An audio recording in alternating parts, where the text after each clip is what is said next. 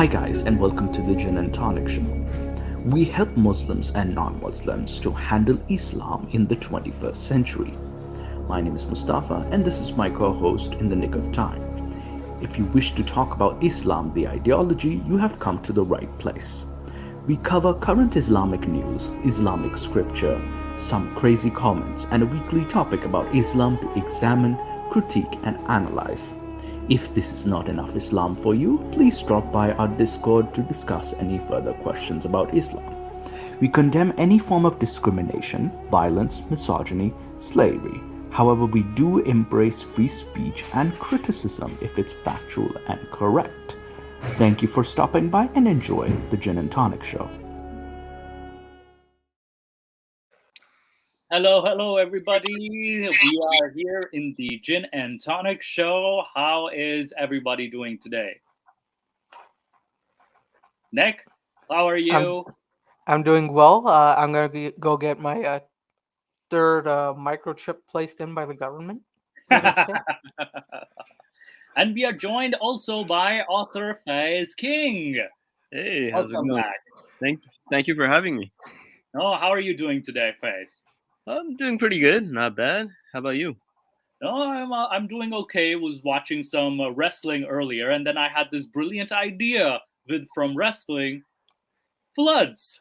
So we're gonna talk about the flood story today. That's quite a connection there. Yeah, I know wrestling and floods. So basically, how today's show, what we're gonna do is we're gonna do a slightly different from the rest because of time constraints. So Author Faiz King will present first, and he'll talk about the Noah flood story. Then we'll talk with Nick. Nick will present the flood story from a different perspective, from the Hindu perspective, as well as a more scientific perspective. And then I'll talk about it from a more, what do you call it? We'll say we'll compare different other mythologies as well. Like we'll look at previous biblical as well as other mythologies alongside with that. So are we ready? Yes, we are. So if Offer King, if you want to share your screen and start, Mustafa and I will mute ourselves. Perfect. Yeah. It sounds good. So I'm going to hit the share button. Share screen.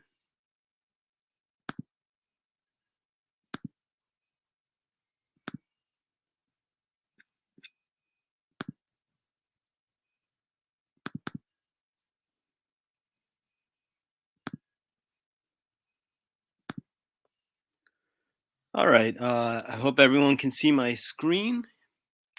I can see it. Okay, good. All right. So exploring world mythos, and we're going to look into select cases, in particular, the flood story with Noah. Let's begin with the whole notion of the appeal of universalism. And this is where I need to kind of frame my framework here. I do understand that to a large extent, the secular way of kind of viewing all of these different religious traditions is basically one of, okay, Islam copied from Christianity, Christianity copied from Judaism, Judaism copied from Zoroastrianism, and so forth. So it seems like there's this kind of back and forth copying going on, kind of like sneaking onto the side and looking at someone's homework and kind of applying it into your model. From my perspective, at least, I feel like that's an oversimplification. I think a more rationalistic way of looking at this is that these similarities and this interconnectedness between different religious frameworks might actually lend proof or evidence of an underlying universal archetype. So let's begin. Let's explore something that I've dubbed the Anbiya model. Anbiya or Nabim is basically the prophets. So Sachiko Murata and William Chittick, both of which are scholars of comparative religion, Islam, perennial philosophy. William Chittick himself is the world's leading expert on Ibn Arabi and translating his works to the West. So, so they emphasized Islam's universal and inclusive scope. According to their book, Vision of Islam, Hadith tells us that from Adam down to Muhammad, God sent 124,000 prophets. Not all of these prophets established communities, but there are obviously enough prophets to allow for all the religions known to modern historians, with plenty to spare.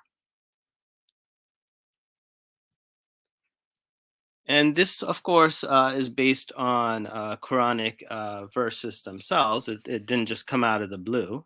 And here's one particular verse, 4078.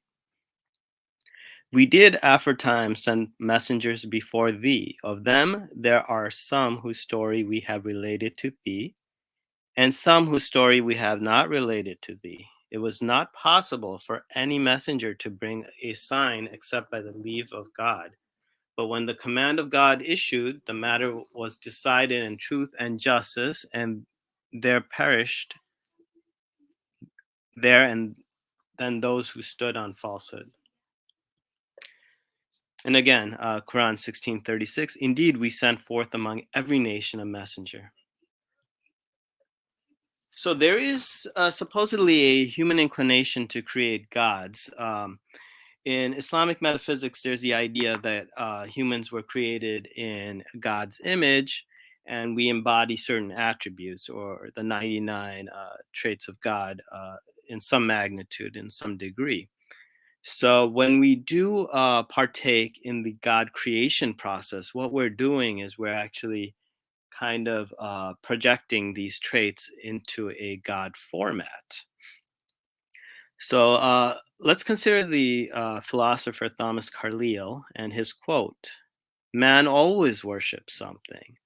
Always he sees the infinite shadowed forth in something finite, and indeed can and must so see it in any finite thing, once tempt him well to fix his eyes thereon."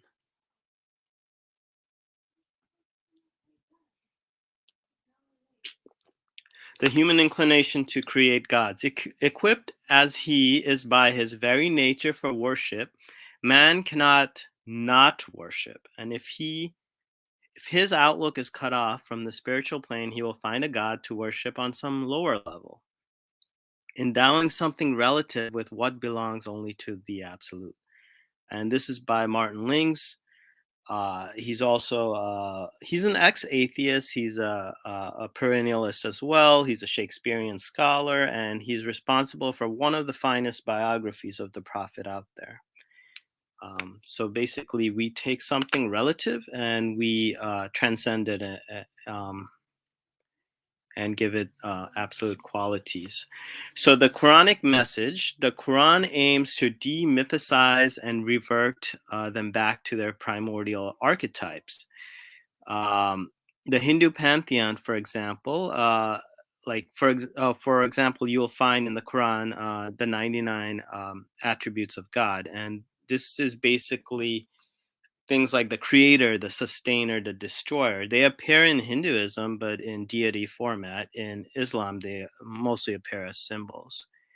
Frithjof Schuon, in The Transcendental Unity of Religions, stated, Islam constitutes the last form of the Sanatana Dharma in the Mahayuga, to use Hindu terms. He's a Vedantist. He's also a Muslim. So how was Muhammad not transformed into a god? That's an important question.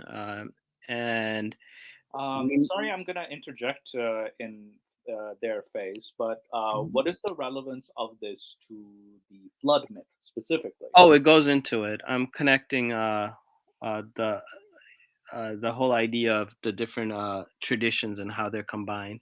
So, okay. Yeah. All right. Okay. Because the important thing is like if the framework is unknown, you're not going to understand how they're interconnected. So I'm definitely going to go back into the flood myth. Okay, so with Muhammad, in general, throughout history, humans have been transformed into gods. Alexander the Great, that happened to him. It happened to Jesus. It happened to Buddha. It happened to a lot of different people. Nietzsche viewed Muhammad as the second Plato, and basically a Plato that was able to succeed in establishing a republic. So he was able to create that vision. And Goethe, who is one of Germany's greatest intellects, praised Muhammad in the Song of Mahomet.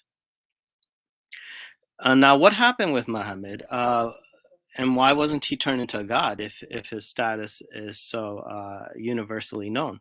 The answer lies in the Shahada. According to Leo Tolstoy, who's another intellect, Muhammad has always been standing higher than the Christianity. He does not consider God as a human being and never makes himself equal to God.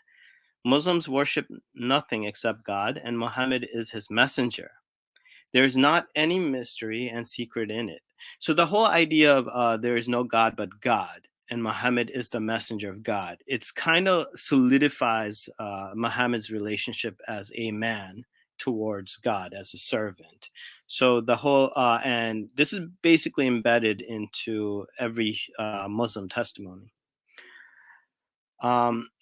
Disclaimer again, we have to consider the plagiarism claims. To be fair, Muhammad repeatedly stated that Islam is not a new religion.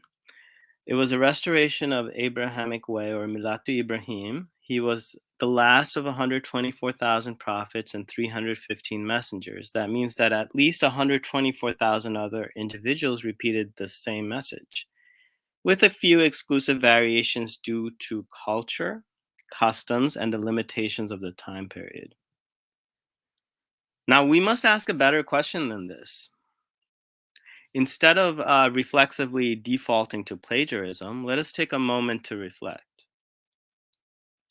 Linguistics professor Noam Chomsky poses the following question. In response, a central problem of the modern study of language. How can we show that all languages are variations on a single theme while at the same time recording faithfully their intricate properties of sound and meaning superficially diverse? Now, if we do a certain parallel comparing families of religion or alul kitab to families of languages, we're most likely off to a better track. And generally speaking, no one says, like a certain language copied another language or plagiarized another language. It's kind of absurd. So I would like to pose a similar question, except that I will be substituting languages with religions in order to establish an anthropological model of religion families. How can we show that all religions are variations on a single theme while at the same time recording faithfully their intricate properties of sound and meaning superficially diverse? Now, this is where the birth of perennial philosophy takes place. Aldous Huxley presented a philosophical rationale for the interconnectedness of all religious traditions. Huxley's framework is summarized in a book aptly called The Perennial Philosophy. And according to New York Times, when this book was published, they stated, perhaps Mr. Huxley in The Perennial Philosophy has at this time written the most needed book in the world. And Frithjof Schuon, who is one of the foremost perennial philosophers, stated that God is in the center, all paths lead to him. So Hinduism, Buddhism, the Chinese tradition, Judaism, Christianity, and Islam, these things on an exoteric level, they kind of confuse people. They look very different, but in terms of esotericism, there's a fusion of sorts, and there are structural similarities. Towards unity, so Micah ben David Naziri, he's a Jewish Muslim. In one of his articles, he kind of looked into the role of Buddha, and he said that Buddha never claimed to be Allah, nor did he ask or instruct that he should be worshipped in any way or form. According to the Dhammapada, the Jathagatas are only preachers. He came with the same risala that all the Anbiya came with, that there is no God, no deity to be worshipped other than God. This is the essence of Islam taught by the Buddha, the great Nabi of al-Islam, Dhul Kifl. And this is an interpretation, of course, and it's open to debate. And he translated this verse in particular as, and they broke their religion into sects between them. To us shall we all come back. So the Quran actually has a recognition of the splintering of different religious groups. Zaytuna College, Hamza Yusuf did a phenomenal lecture recently on the role of the praised one, or Muhammad in world scriptures. And he quoted Imam Shahristani, and here's the quote: "Among their scholars, they do not differ as to the eternity of the cosmos and their belief in karma, as previously mentioned. They emerged in India due to the special qualities of that land and its topography, as well as the fact that among its people are those who excel in spiritual exercises and self-mastery. Based upon their description of the Buddha, if they are accurate, it would seem that he is none other than Al-Qadir, whom Muslims acknowledge, upon him be peace." So Kedar has been associated with the primordial Buddha, so Kedar of the Quran. And also another slide from Zaytuna College presentation in Dhammapada, which is a Buddhist scripture. It is stated, "Who is capable of praising one like a coin of finest gold, one whom the knowing praise after finding him impeccable, controlled, intelligent, insightful, ethical, and composed day in and day out? Even the gods praise such a one, even the Creator." So Thomas Cleary, who's an expert on different Eastern religions, including Buddhism, Confucianism, and Taoism, and Shintoism, in his book, Dhammapada, in his translation of the book, Dhammapada, the Sayings of Buddha, in the commentary, he stated, "The name of the last prophet of the Abrahamic tradition who embodies these qualities literally means praised one. A similar description is given in a hymn of the Torah." A case study, and this is why we're here today, to kind of explore Prophet Noah. Finally. Finally. Yeah. So it was kind of a long-winded. Yeah, no, it was a long. I was like, where are we getting to the good part, the meat? Yeah, where are we getting? How are we getting here? How are we arriving at the flood? So this is today's topic, and I'd like to introduce it as a case study. The interconnectedness of world religions can go on and on. So we're going to just focus on Noah for now. He is called Nu in Arabic, and in Hinduism, he's called Manu. So Encyclopedia Britannica states, in the story of the Great Flood, Manu combines the characteristics of the Hebrew Bible figures of Noah, who preserved life from extinction in a great flood, and Adam, the first man. The Shatapatha Brahmana recounts how he was warned by a fish to whom he had done a kindness that a flood would destroy the whole of humanity. He therefore built a boat as the fish advised. When the flood came, he tied this boat to the fish's horn and was safely steered to a resting place on a mountain top. When the flood receded, Manu, the sole human survivor, performed a sacrifice, pouring oblations of butter and sour milk into the waters. Noah the albino prophet. So this is an interesting narration description of Noah as can be found in the book of Enoch. And after some days, my son Methuselah took a wife for his son Lamech, and she became pregnant by him and bore a son. And his body was white as snow and red as the blooming of a rose, and the hair of his head and his long locks were white as wool, and his eyes beautiful. And when he opened his eyes, he lighted up the whole house like the sun, and the whole house was very bright. And thereupon he arose in the hands of the midwife, opened his mouth, and conversed with the Lord of righteousness. And his father Lamech was afraid of him and fled, and came to his father Methuselah. And he said unto him, I have begotten a strange son, diverse from and unlike man, resembling the sons of God of heaven, and his nature is different, and he is not like us. And his eyes are as the rays of the sun, his countenance is glorious. And it seems to me that he is not sprung from me, but from the angels, and I fear that in his days a wonder may be wrought on the earth. So hang on, the child is speaking from the cradle, right? In this situation. No, this is basically the fear of Noah. Like when he was born, he had this complexion that kind of resembled perhaps the Nephilim when it says sons of gods. So it's just a kind of a different take on Noah that we traditionally look at him as. I mean, according to some interpretations, he gave birth to like certain races or whatnot, but he may have just been albino, you know. Right. But then, did he speak as from the cradle? Like, was he talking? No, I don't think so.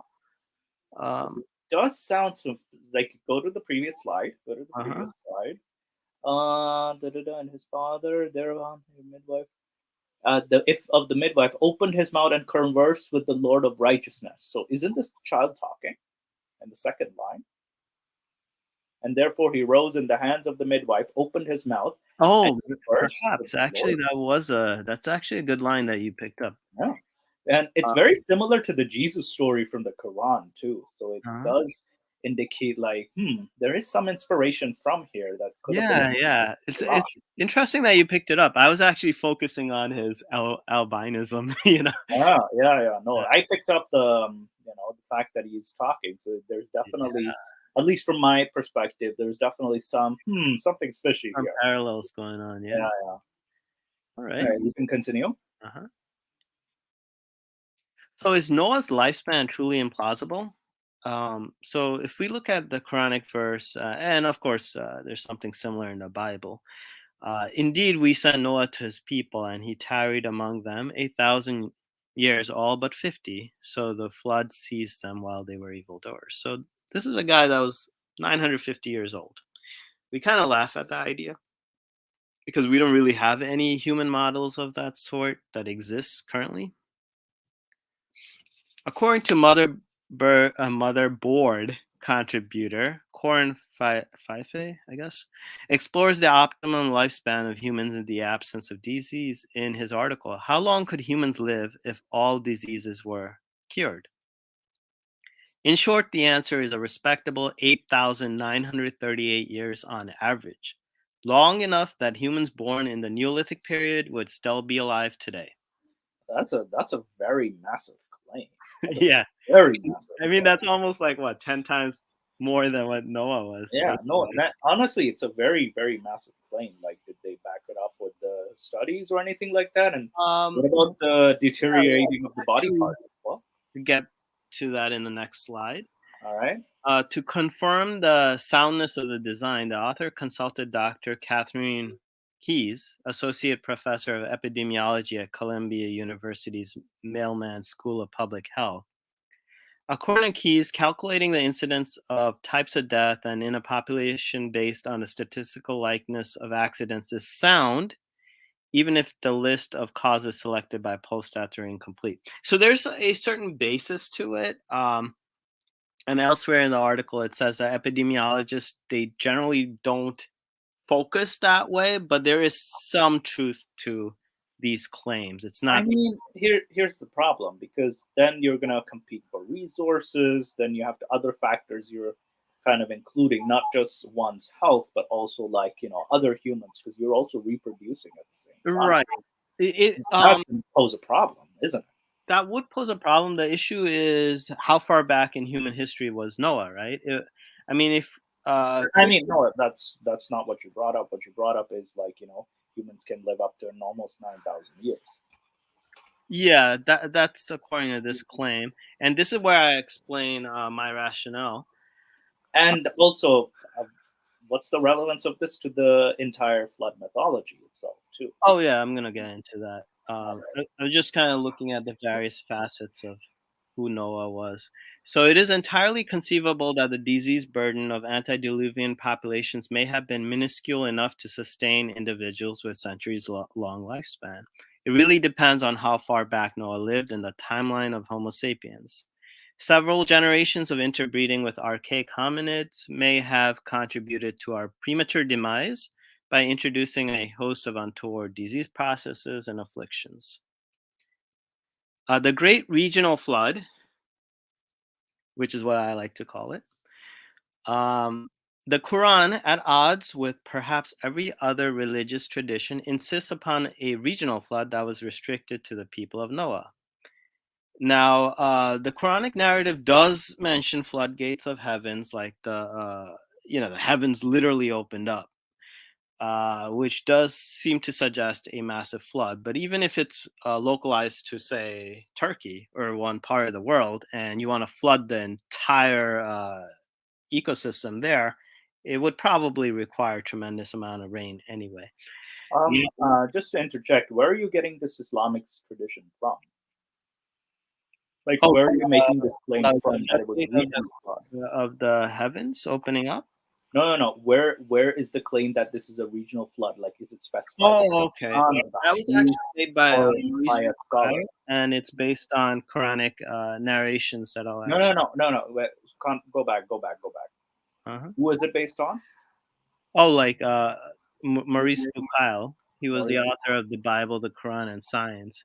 Okay. And there's actually Quranic verses that kind of corroborate a narrative of sorts. So it's like he's getting this idea just from reading the Quran. He's getting the perspective, but does the Quran specify? Yeah, we could actually look at what he says. He says the Quran gives a general version which is different from that contained in the Bible and does not give rise to any criticisms from a historical point of view.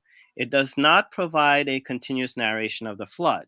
Numerous surahs talk of the punishment inflicted upon Noah's people, whereas the Bible describes a universal flood intended to punish godly humanity as a whole.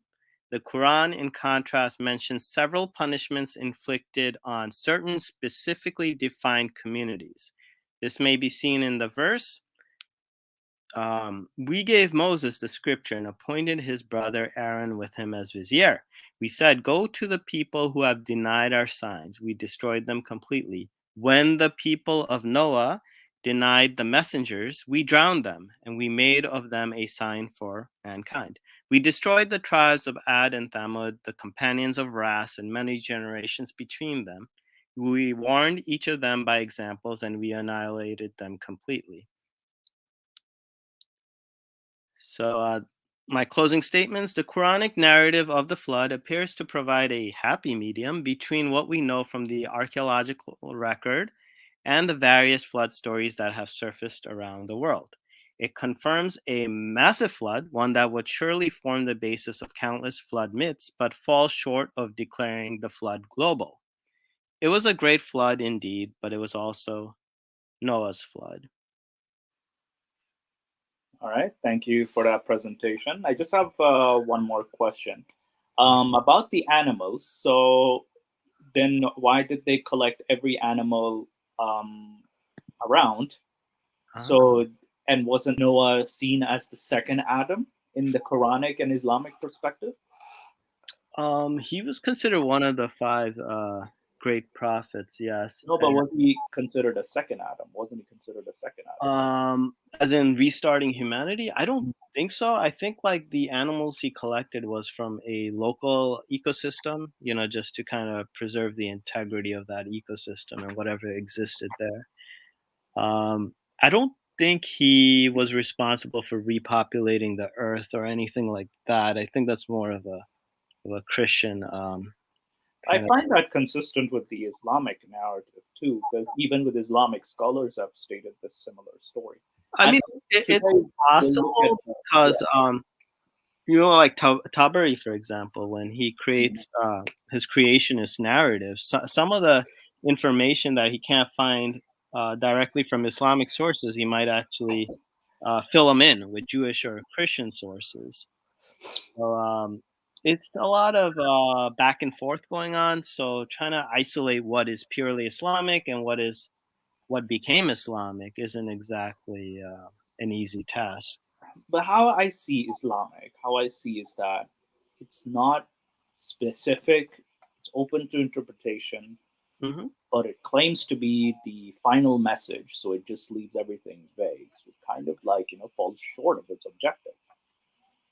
I think one of the things with the Quran is I personally feel it's an intellectual document, so we should look at things like word frequency and what exactly is specified.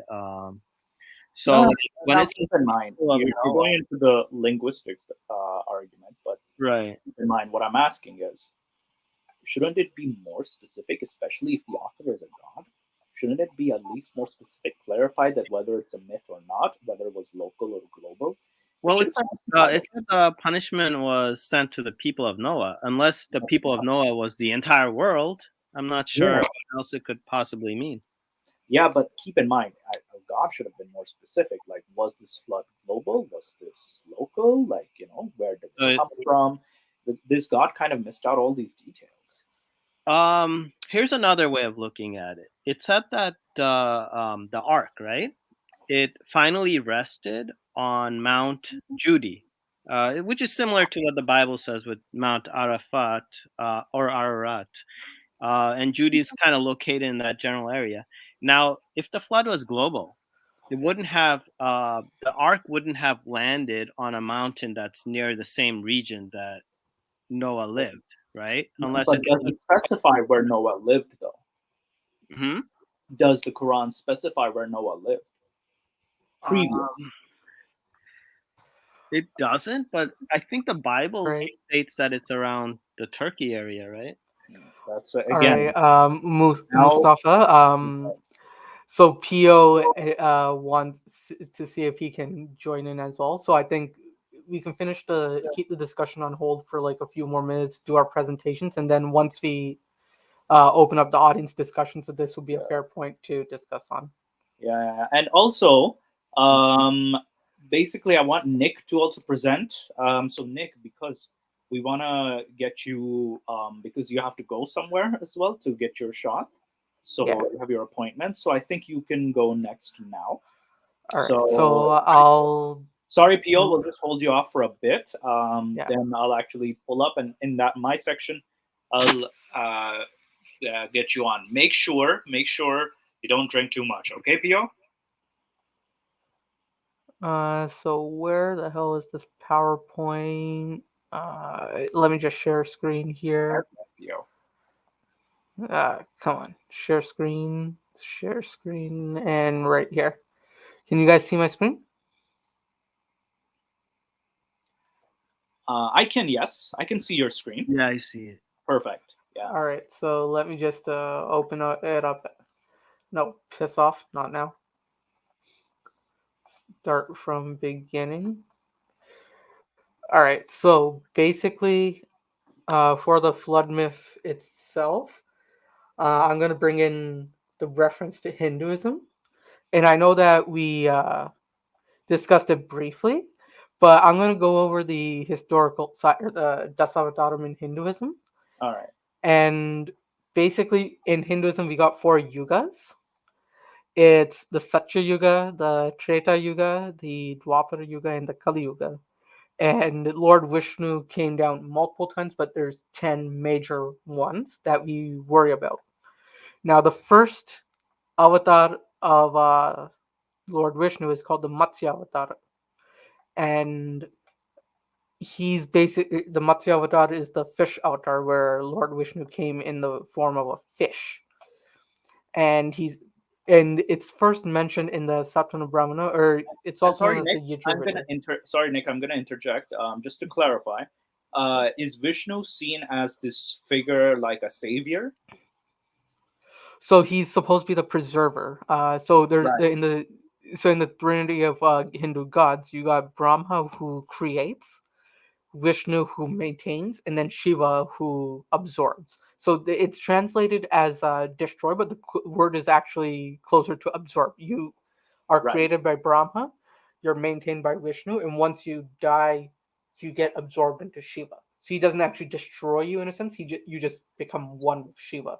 So Vishnu is kind of like a maintainer slash protector of sorts. Yeah, Okay. and whenever like the Earth is in chaos, he'll come down to in an avatar to help out. And there's 10 times that he did it, 10 main times, and the first time he came was in the form of Matsya, which is fish. So basically, the main character is Manu, and he's known as a legislature and ancient king, essentially. And then we do something called Sanjavana, which is basically like a morning prayer that every king or Brahmin would do. And when he was doing his, a small fish actually came up to him, which, as his kingly duty, he actually protected. But the fish actually spoke to him, basically saying, I will protect you. If you, or I will save you from an impending flood if you can protect me from bigger fish eating me. So basically, almost like God told Noah that you got to build a boat, and I'll save you from the flood with the boat. The fish tells Manu to save him, and then he'll save Manu in the future. And to the point where the Matsuyavatara actually grew in with Manu to the size of a whale, and carried Manu and his uh, kings to the Himalayas, where he became the forefather for humanity. Now, in the Saptama Brahmana, this is the exact passage that I was able to pull, and this is actually translated by Julius Egling, a 1900 philosopher and scholar of the Vedas. And this specific Yajurveda goes through the historical events, essentially, or what it claims. And I have to say that there's a lot of parallels to the Abrahamic faith, that God came and said, "You build a boat, and I'll save your ancestor, your progeny." Same way God came in this form, saying that I'll protect humankind if you build a boat and save me.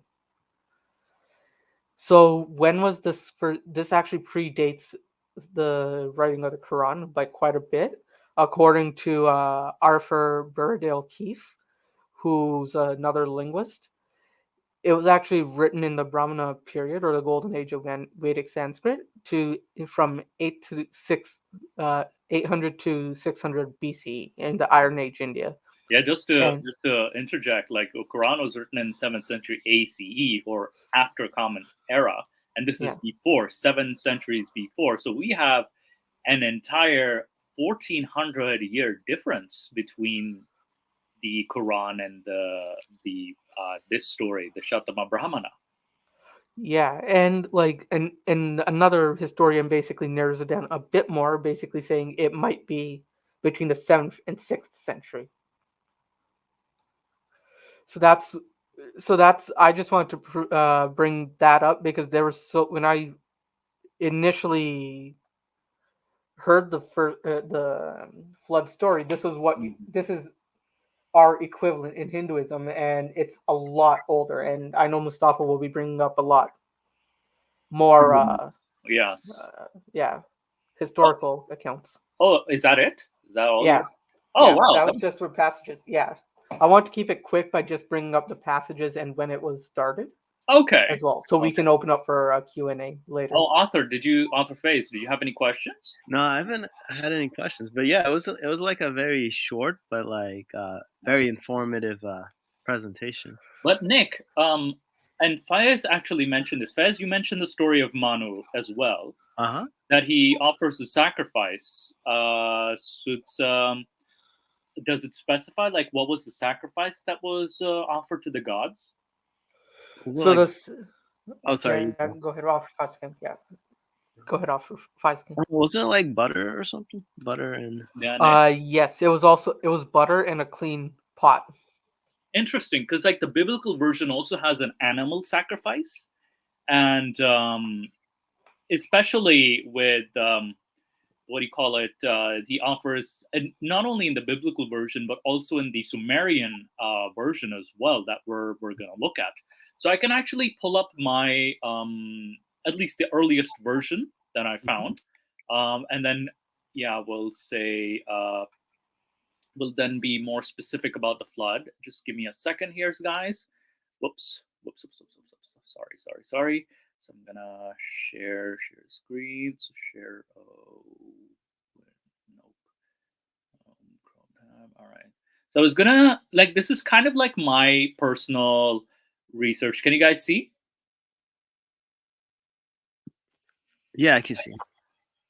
Perfect. Yeah. No, I'm just gonna briefly summarize the Mesopotamian version of the flood myth, right? And this is called the tale or the Epic of Zayasudra. That is, it's the story that inspired, like the most similar to Noah and Genesis, and then you also have its similarities with the Epic of Gilgamesh as well, Upnapishtim's story, as well as the Quran. So this is a time where the gods are, what do you call it? Polytheistic gods. We have a council of gods. Just to I know I'm gonna do a heavens and earth in another video. We're gonna do heavens and earth, but yeah, basically we have Enlil, who's the creator. Anu is the heaven. Ki is the earth, and then we have, we have other gods as well. So Enlil is like the in the tale, the gods send a flood to destroy mankind. Enki, who's the god of water, he then he goes to warn Zayasudra. And Zayasudra happens to be a ruler very similar to the Hindu story, which is Zayasudra is warned about this, and we only have versions of this, like the clay tablets. We don't have complete versions of this story, but the clay tablets show that Zayasudra was told to make a large boat, and the storm was going to rage for 7 days, and the boat was going to be tossed around the waters. So, and when the flood was over, Zayasudra, he then prostrates to Enlil and An. They're kind of pissed, but he prostrates to them, and then they're impressed by him. And they say, they bless him with eternal life. I wrote live. My spelling mistake. You Now, caught my dyslexia.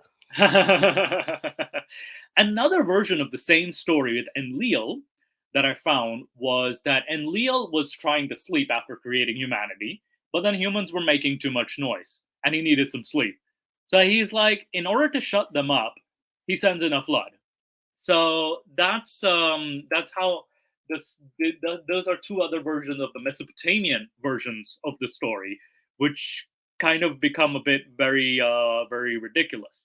Now I'm going to show you guys, I'm going to stop sharing this one. I'm going to show you guys another a comparative. I opened the link. It's a comparative comparative file. We're going to look at the Quranic story as well as the biblical version too. So can you guys see this link? I Guys? can see it, but can't read it. Hang on. So on YouTube, it looks pretty clear. okay, hang on. So let me just zoom it in. I'm gonna pull up the Quran chapter Surah 11. I'm just gonna see. Now can you guys see this? The Surah Hud. We can't see it on StreamYard, but on YouTube Weird. it's pretty clear. Let me see actually on StreamYard. That is so weird. Can you try to maximize do full screen on the right corner, like the Yes, I try the full screen option, because it's smaller text, so I'm just going to zoom it in a bit more for you guys. Perfect. All right. Okay, so we have two versions in the Quran that we're going to look at, Surah 11 and Surah 71, which is chapter 11 and chapter 71. So the verses go, we sent Noah to Nu. It calls him Nu instead of Noah because, again, it's Arabic. Surely I'm a plain warner to you.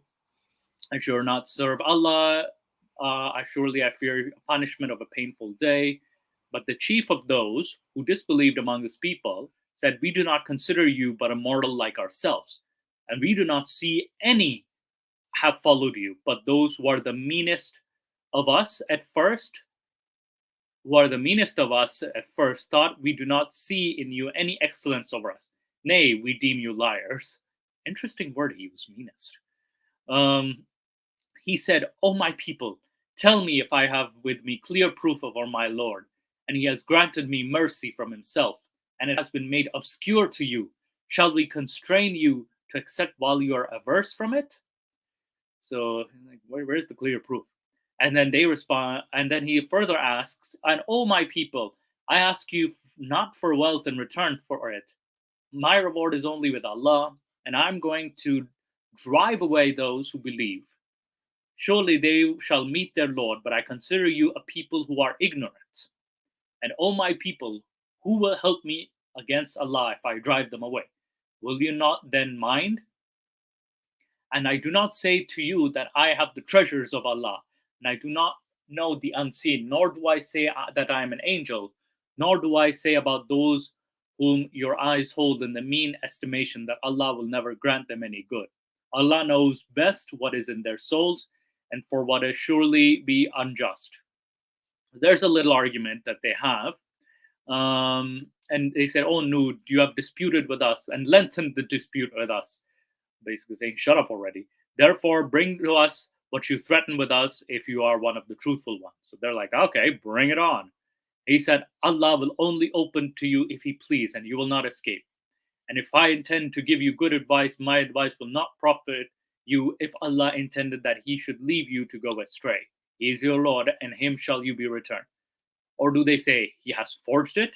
Say, I have. So, Moose, just to save the audience here, if it is going to be a long screen read, we can put the link of it in the chat. Oh, yeah. And the audience will be able to read through. Okay, definitely. Let me just give the link. Come on. Yeah, because if the audience can read it themselves, we can probably start a Q&A and they can ask any questions. Okay, definitely. Okay, so I sent you guys the link, and then we're gonna go because there's a lot of repetition too. Yeah, and that's something I realized as well. So that's why I was like, if we can, there's the a lot audience of wants to read it. Read it for themselves, it'll be better. Yeah, and then he said, okay, so where's the part with the flood? Our revelation, and he begins to make the ark. So Allah, and it is revealed to know that none of your people will believe except those who have already believed. Therefore, do not grieve at what they do. And make the ark before our eyes, and according to our revelation, and do not speak to me in respect of those who are unjust. Surely they shall be drowned. So Allah is saying, I'll definitely drown everybody else. And he began to make the ark. So Noah begins to make the ark. And whenever the chiefs among him people passed by him, they laughed him and said, if you laugh at us, surely we too laugh at you as you laugh at us.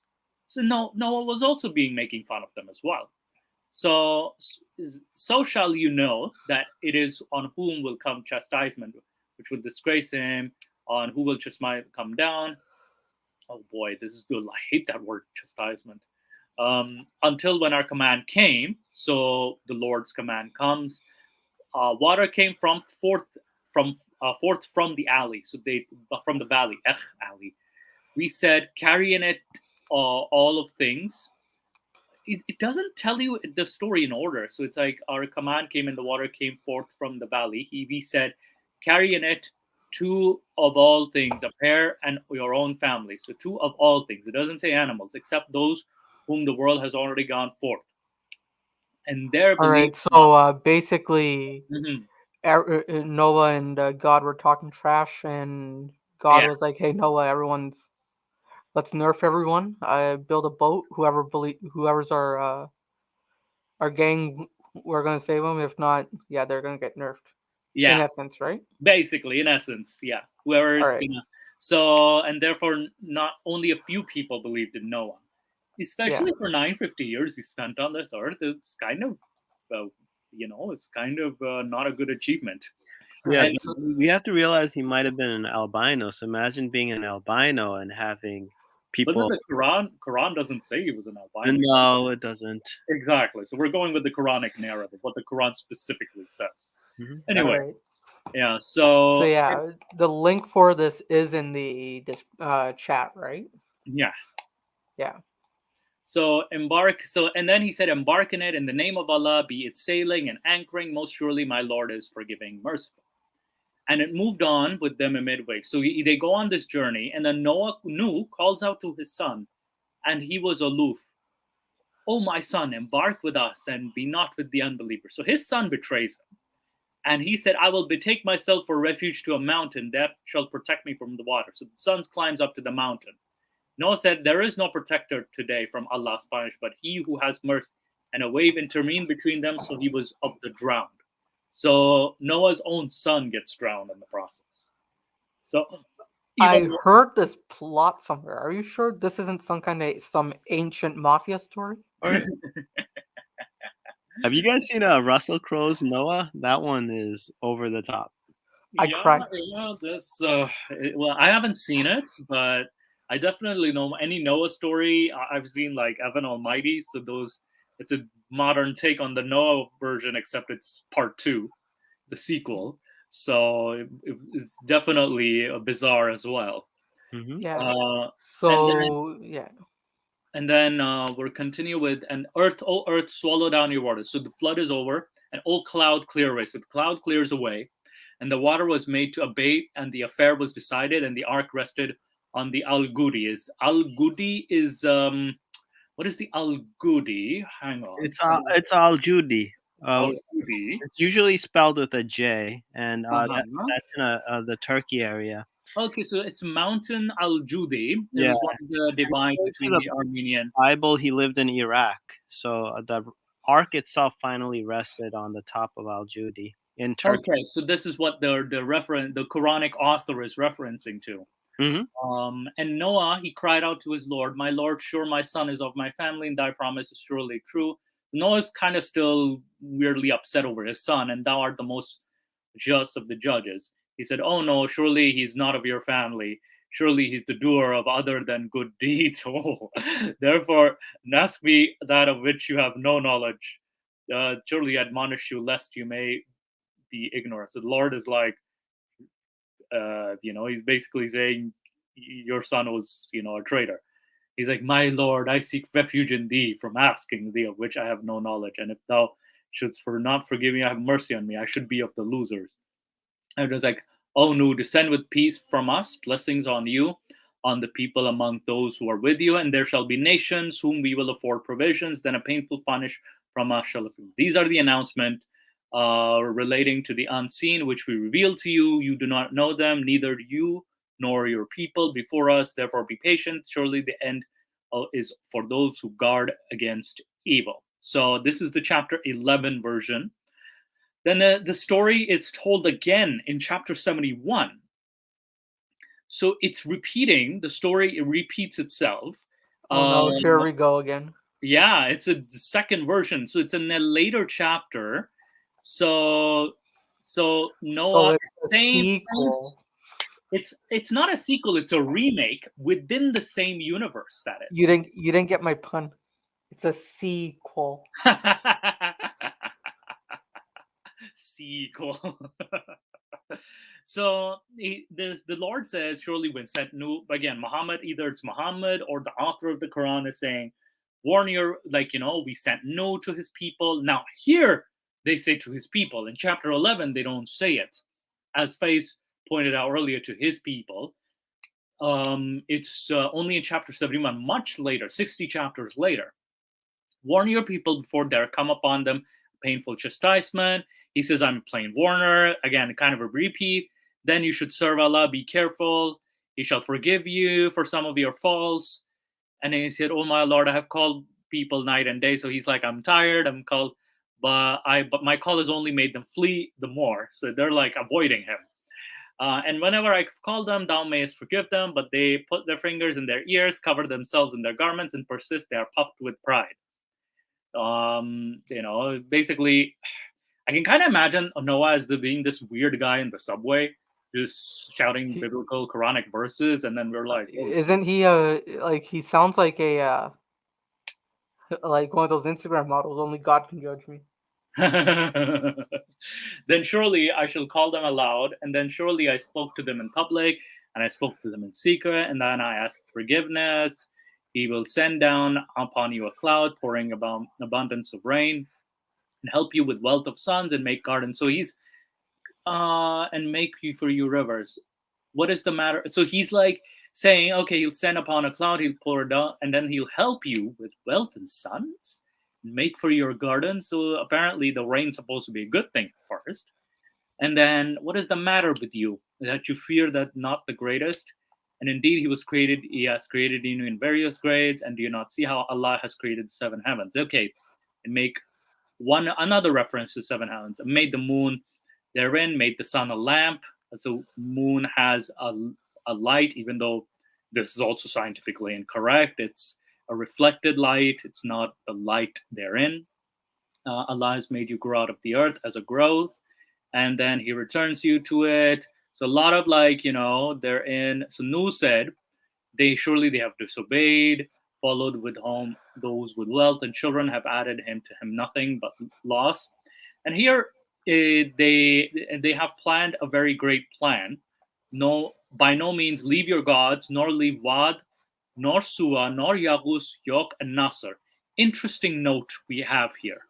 Let's see the note. Yes. Just as another point as well, to save mercy, to show mercy on the audience, I put a question link. So I know we went through the actual myth itself from both the Mesopotamia era and then went through both the Quranic. So just in case someone wants to sign up for StreamYard and join in and ask questions, I placed the StreamYard link. Perfect. Yeah. Okay. So I'm just gonna. So once we're done with this page, I know we already got a few people in line, so we'll introduce them once we're done. And then after that, we'll open up the Genesis version. We can discuss on that. Okay, guys. So, okay. So what I opened the note. So they mention specific gods: Suwa, Yahus, Yok, and Nasser, and these are apparently Arabian gods, supposedly. So this is something we can look into: Wad, Suwa, Yahus, and Yok, and Nasser. So wait, hang on. I can kind of look these guys up. See, because they're mentioned in Surah, this Surah, and then this comes out of nowhere. Yeah, so it was a deity. Yeah, so they're basically deities. So now we go to, and indeed they have led many astray and do not increase unjust and odd, but because of their, so it kind of doesn't show the flood story, but it says because of their wrongdoings, they were drowned. So straight up, they were drowned. They made it to enter the fire. So they are already in hell, and they do not find any helpers beside Allah. And Nuh said, "O my Lord, leave not upon land any dweller from among the unbelievers." But then there were future unbelievers, so like us. So that kind of failed. For surely if thou wilt lead them astray, thy servants will not beget any but moral and ungrateful children. Lord, forgive me and my parents. Forgive him who enters my house, and believing men and believing women do not increase the unjust and aught but destruction. So he's basically cursing us, unbelievers. So he's like, fuck the unbelievers, but everybody in my house, be safe. So that's these chapter 71. That's chapter 271. It in itself called Surah Nu. There's no mention of the sun in this one, and there's no mention, they don't go into too much detail. So, and many argue the Meccan, one of the Meccan surahs, and then the earlier chapters kind of go in more detail that came later. So there is a bit debate on like which ones came first, that is. So this one is definitely a lot shorter, a lot like it doesn't go to the flood itself, but it makes a reference to God, that is. Yeah. Now, Yeah. Before you do, we got Pio on the line as well. hi, Pio. Yeah, I don't want to interrupt your argumentation because my argumentation will go somewhere else. Therefore, I want you to finish your point. And Oh, no. after that, I will have some questions to King about the flood. Okay. But yeah.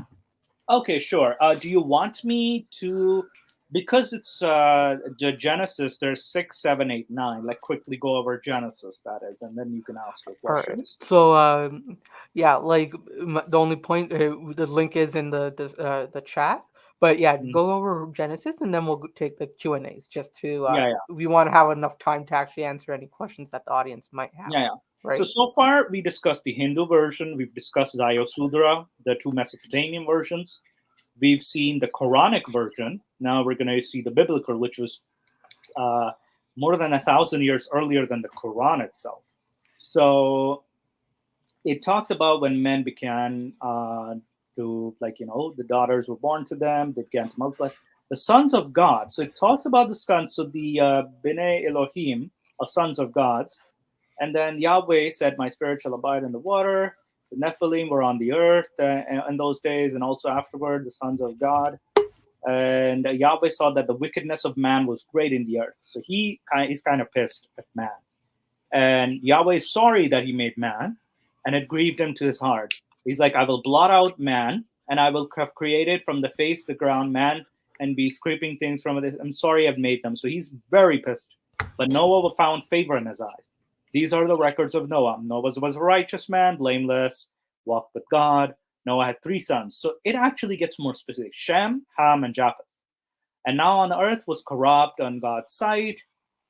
So God says to Noah that I have determined to make end of all flesh. For the earth is filled with violence. Through them, behold, I will destroy them.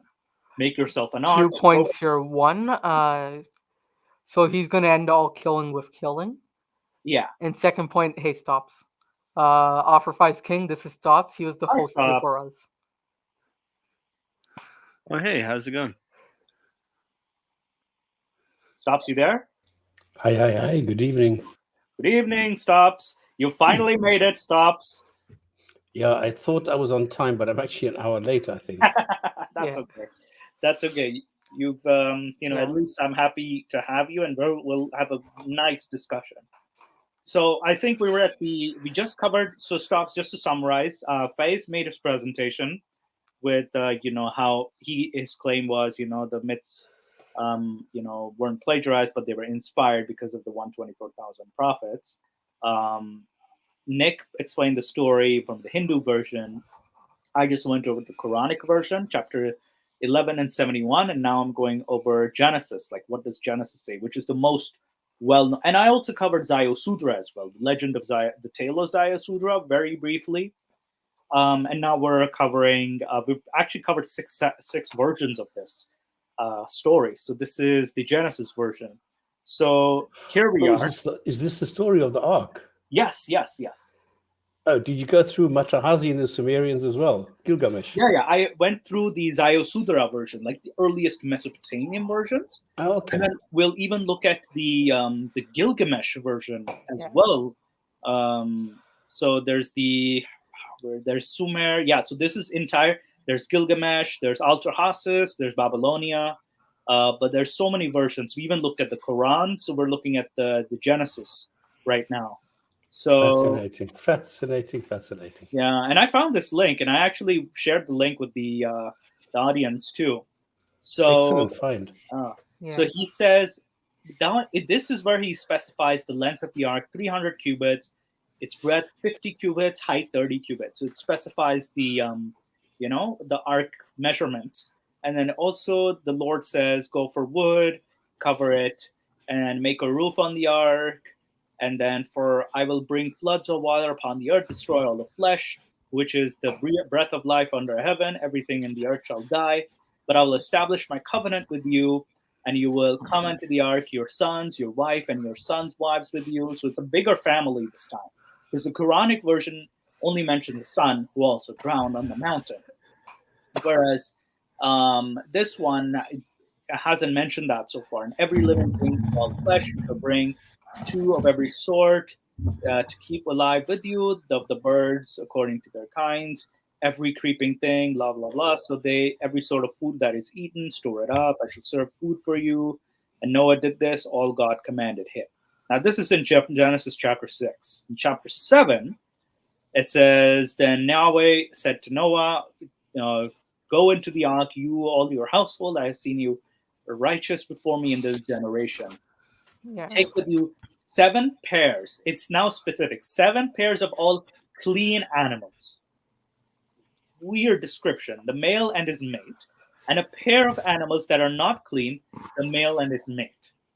Okay. What was the point of the clean and the unclean? And 7 pairs of birds of the air. It's weird that it goes with 7 specifically. Male and female keep their kind alive upon the face of the earth. And for 7 days, 7 again, I will send rain upon 40 days and 40 nights. So it's longer than the Zayo Sutra version, because the Zayo Sutra version had 7 days, 7 nights and 7 days. There was a flood, the rain, and then that caused the flood. Whereas this time it's 40. Noah did all this and Yahweh commanded him. Noah was 600 years old when the flood of the waters came upon the earth. So this is a 600-year-old man at this point. We already mentioned, Father Faiz mentioned 950 years that Noah lived on the earth. And Noah and his sons and his wife and his sons, oh boy, to escape the waters of clean, blah, blah, blah. The 2 male and female went to the ark. There's a lot of repetition. In the 600th year, lots of repetition. I thought the Quran was bad.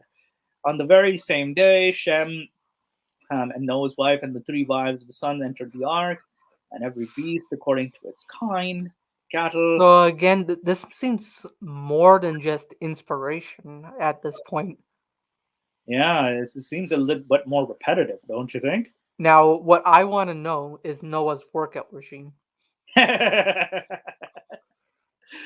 Yeah. I feel like, he built this ark by himself. Yeah. And then he gets all these animals. How the hell did he convince all these animals? I don't know. And the waters prevailed. The waters, the ark floated, and then prevailed above the mountains, covering them 15 cubits deep. And all the flesh died and moved upon birds, cattle, beasts, all swarming that swarm on earth. So basically everything else died, but the ones inside the ark. Everything on dry land, in those nostrils was breathed the breath of life died. He blotted out every living thing upon the face of the earth, man and animals, blah, blah, blah. And the waters prevailed. So then we have Genesis chapter 8.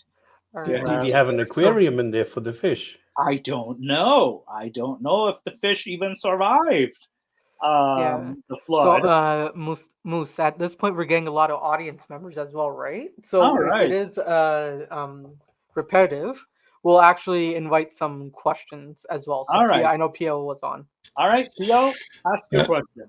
Yeah, so I would ask, because we are talking kind of if the Noah's story was true or something, or it was a plagiarism or something. Plagiarism, yes. So I wanted to ask him, what is the sense or the meaning of the story of Noah in the Quran? So is it a local flood and it's just a event which has no particular meaning? Because, for example, in Christianity, it has a meaning, right? The whole world was wiped out and the world started over, right? Mm-hmm. So if you say it is not a plagiarism and there are like Islamic sources which it was a local flood only, so what is the meaning of the story? Yeah, as you can see, like in the Bible, there's a much more emphasis on a grander scheme to it. Many details regarding collecting all the fauna and the flora. The Quran kind of specifies that it's one of the punishments, and it's particular to Noah's people. And we also find in the Quran that the ark finally rested in Mount Sinai. Not my question. The second part is not my question. Right. So my question is, what is the meaning of the flood itself? Because if you claim it's just a local flood, it says no meaning at all. right? Because like in Christianity, for example, or in Judaism, the whole world was flooded, right? And the people or the humans started from zero again. So, according to my knowledge, in Islam, they would say, "Oh, it was a local flood. There was no world flood, It right?" was basically one of many punishments that were sent to certain specific communities on Earth, kind of as a testimony for not obeying whatever the laws of God were for that time period and for that. So it has no significant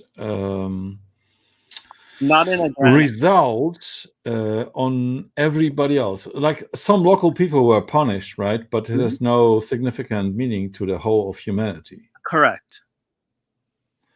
Okay. So it's like, so what if he's mentioning that, right? If it was not significant, there are like many other catastrophes in the history of humans. They are not mentioned in the Quran. So why mentioning specifically this story? It has more to do with Noah's position to God. He was one of the greater prophets out there, right? And I mean, if you But look, isn't it like okay, some people in some village were killed? Correct, and that's how a lot of the narrations in the Quran are. You have specific punishments inflicted on specific communities for disobeying the laws of God for that time period. So it's very regional. It's much like, a certain location reaches a critical mass in terms of disobedience or corruption, and then it's time for a reset for that particular community. It's never like really on a global scale. So in fact, it has none significance at all. I mean, like globally, no. Yeah. So if you say and now the question will be, why did they copy?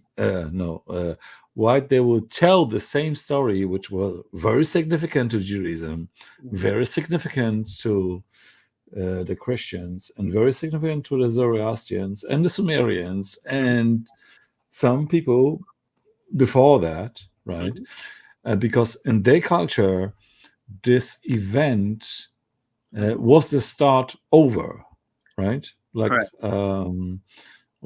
suddenly all the bad people were wiped out, and only the good people survived. And through incest, we get the population back.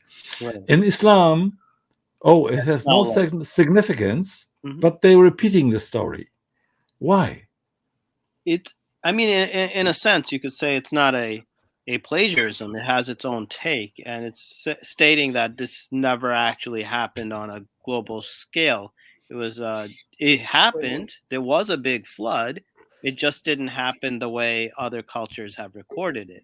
And archaeologically speaking, there is evidence of a large flood, but not such a massive global flood that it would overtake the earth. I'm with you, right? Because we have no evidence of a global flood at all. I'm with you about that. I'm just asking myself, why does Islam telling the story at all? Because it has nothing to do with anything. I mean, thematically, it works with the other narratives about punishments sent to people like Ad and Thamud and other communities that were destroyed. The Pillars of Iram, for example, that was a community where they had great technology, but they were kind of like destroyed completely. So, I mean, thematically, it works with the other incidences of different societies being eradicated, but it's not consistent with the Jewish Christian story at all. Oh, okay. Yeah.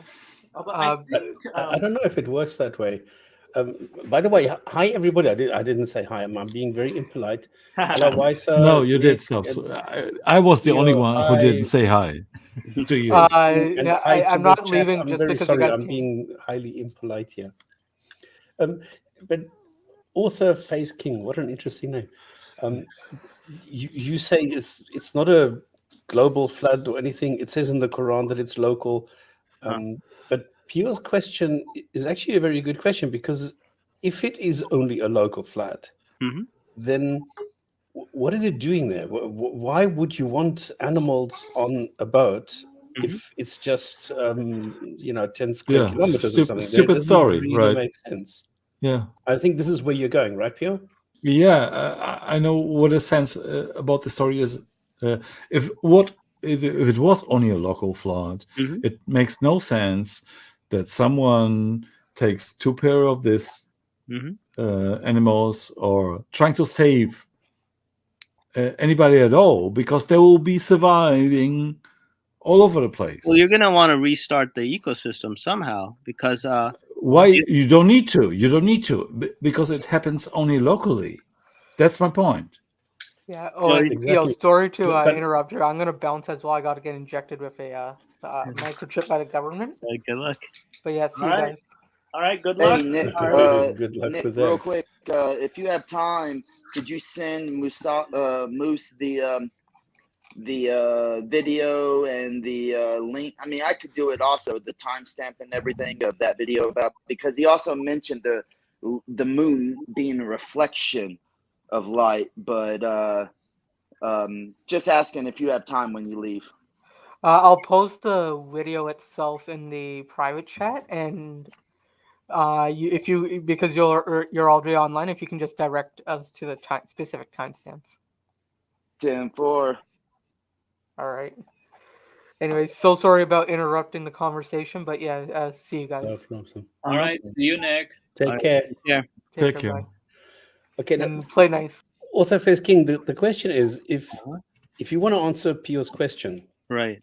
I mean, basically you have two options. Either you're going to say, well, it's a local flood, then it doesn't make sense. Whereas if it's a global flood, then it would make sense. But you said the Quran says that it's a local flood, but I don't recall the Quran saying that. It says that it was a punishment sent to the people of Noah, and it also says that Would you the like ark. But keep in mind, I'm sorry to interject. We just went over chapter 11 and 71 specifically. Only once it mentions Go to 1140. It mentions a couple times actually. Go to 1140. Let's 1140 of the actually go to Quran. 1140. All right, hang on. Yeah, And I also put it another in the back issue is chat. the ark itself, the dimensions that's given in the Bible, that cannot house all of the fauna and flora of the entire world. It has to be. But King, the question is not but about that's not the if issue at it the moment. cans. What is the sense of it? What is the meaning of it? Does the story in the Quran tells us that there was a guy who collected every two of one animals in order to save them? And if he did, right, and if it was a local flood, it doesn't make sense at all, because the whole other world was saved. Right, but the animals were pure, right? So why not save them? But they'll be saved elsewhere. In what too? sense? Because the animals did not partake in the corruption. No, but those animals still lived outside of some local flood. So if there was a guy collecting and building this ship, makes no sense at all. There's going to be local animals that are particular to the Iraq-Turkey area that wouldn't exist elsewhere, because every ecosystem is different, right? Like the llama. Oh yeah, I guess. So the llama is a perfect example of how in 1140 of the Quran, which I put in the back chat, I also put a couple of links about how it is a global flood, even by scholars of Islam, and the Sahaba believed it and such like that. But the thing is, though, two of every kind of animal, so that would be the llama too. And with the point that you just made that there would be animals that aren't located in that area, that would mean that the llama would have to travel across the ocean to make it there and to survive this flood. Mm-hmm. So how does that equate to your localized flood theory? Are you, for example, if you put the llama on the ark, right? No, but start with getting the llama there. Yeah, or koala But it's bears, not right? there. For example. Well, I'm not quite getting this question. You're saying So I based the question off of you mentioning that there are certain animals that would not be in the vicinity of, like, let's say the Levant, right? Which has commonly been called, which would be a llama, which is native to South American areas, mountainous areas, essentially, on the more so towards the western side. So they would even have to travel across land and then the ocean to get to the flood, to get to the ark. but how does that work if it's each kind of two animals, male and female, which the Quran it in should 11 be each kind of two animals in that area, because the Quran said repeatedly that the flood was gonna hit the people of Noah. That's the But area. I also put in Islam Q&A, which Qatada said that, you know, even all the people of earth are now the descendants of Noah, which would make it a global flood. No, So, I mean, this is commentary. If you're doing it straight based on what appears in the Quranic narration, this is so not. are you a Quranist?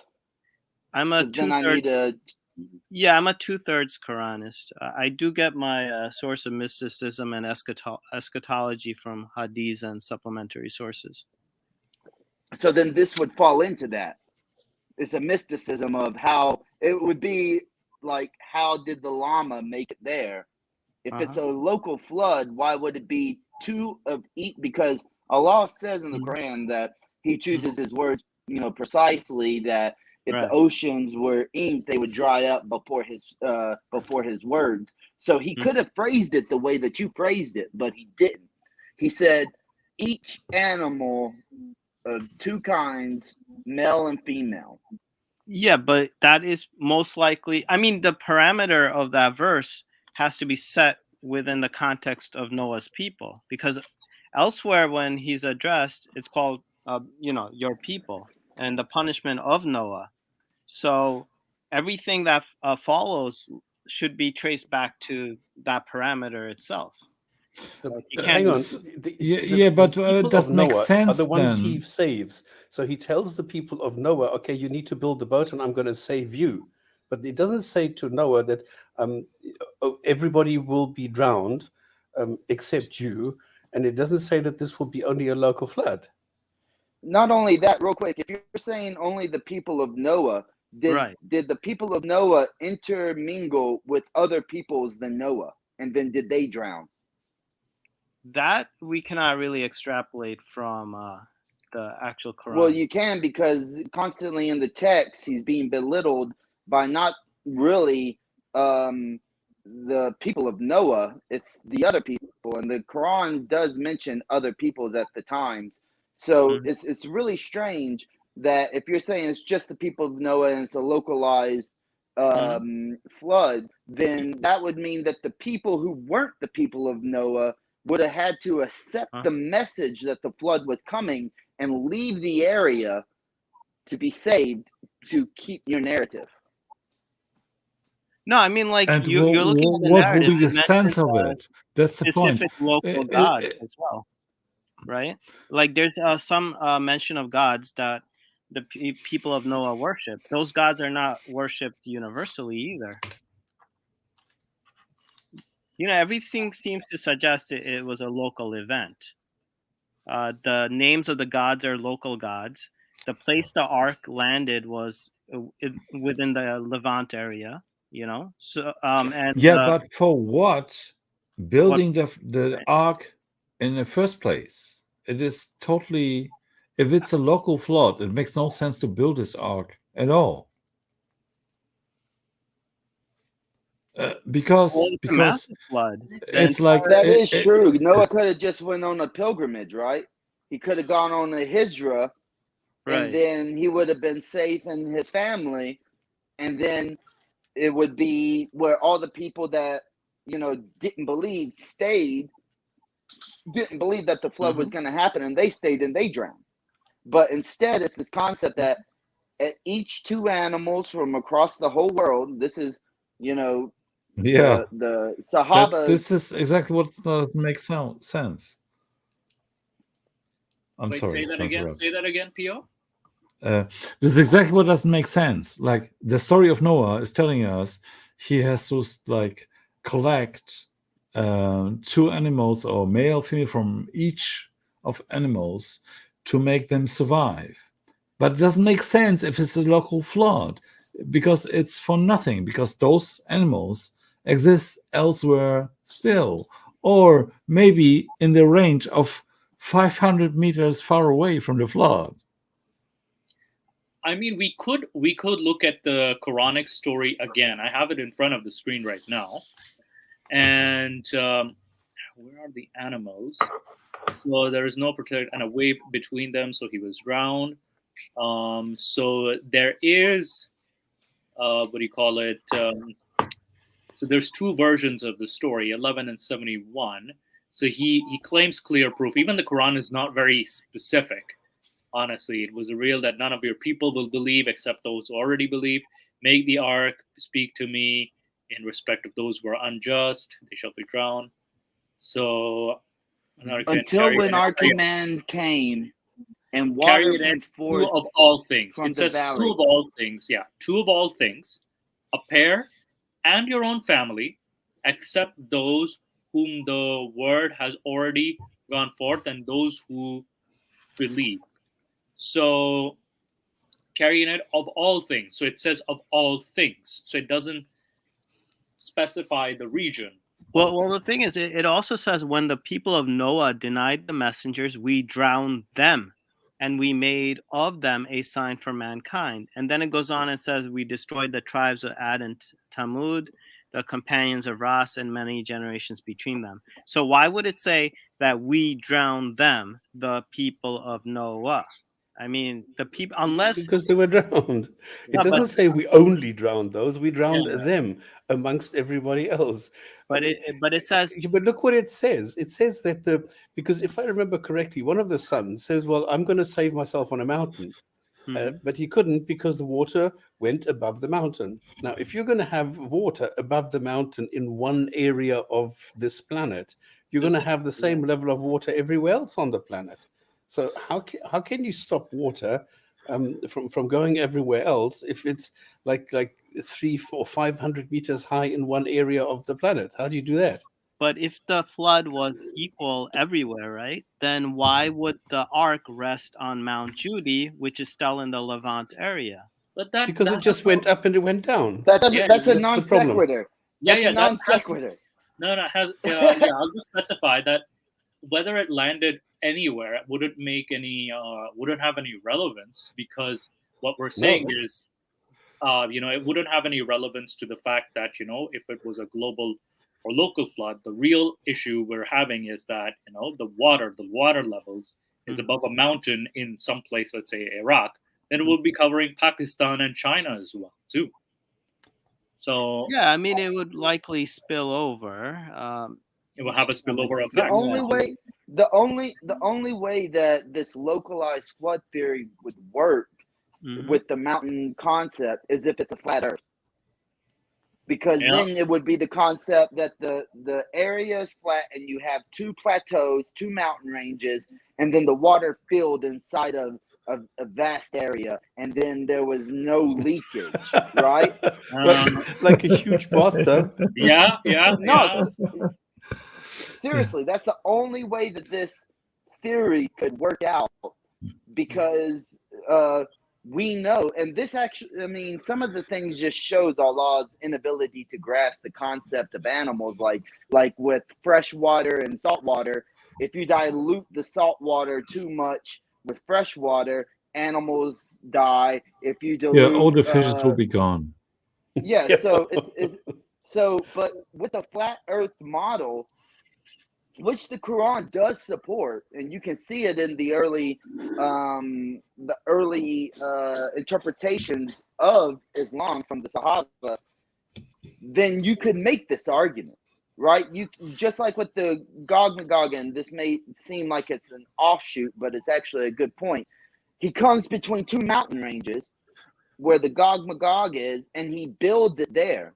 So the Gog Magog cannot escape because it's a flat earth. He's reached the end of the earth where the sun sets, right? So there's nothing behind them that they can escape from, and the only way for them to go is forward. But they can't even climb mountains or dig That was tunnels actually through mountains, I framed guess. from the perspective of Zulkarnain. It says Zulkarnain saw, the end, and basically, He said it. No, it said he found it.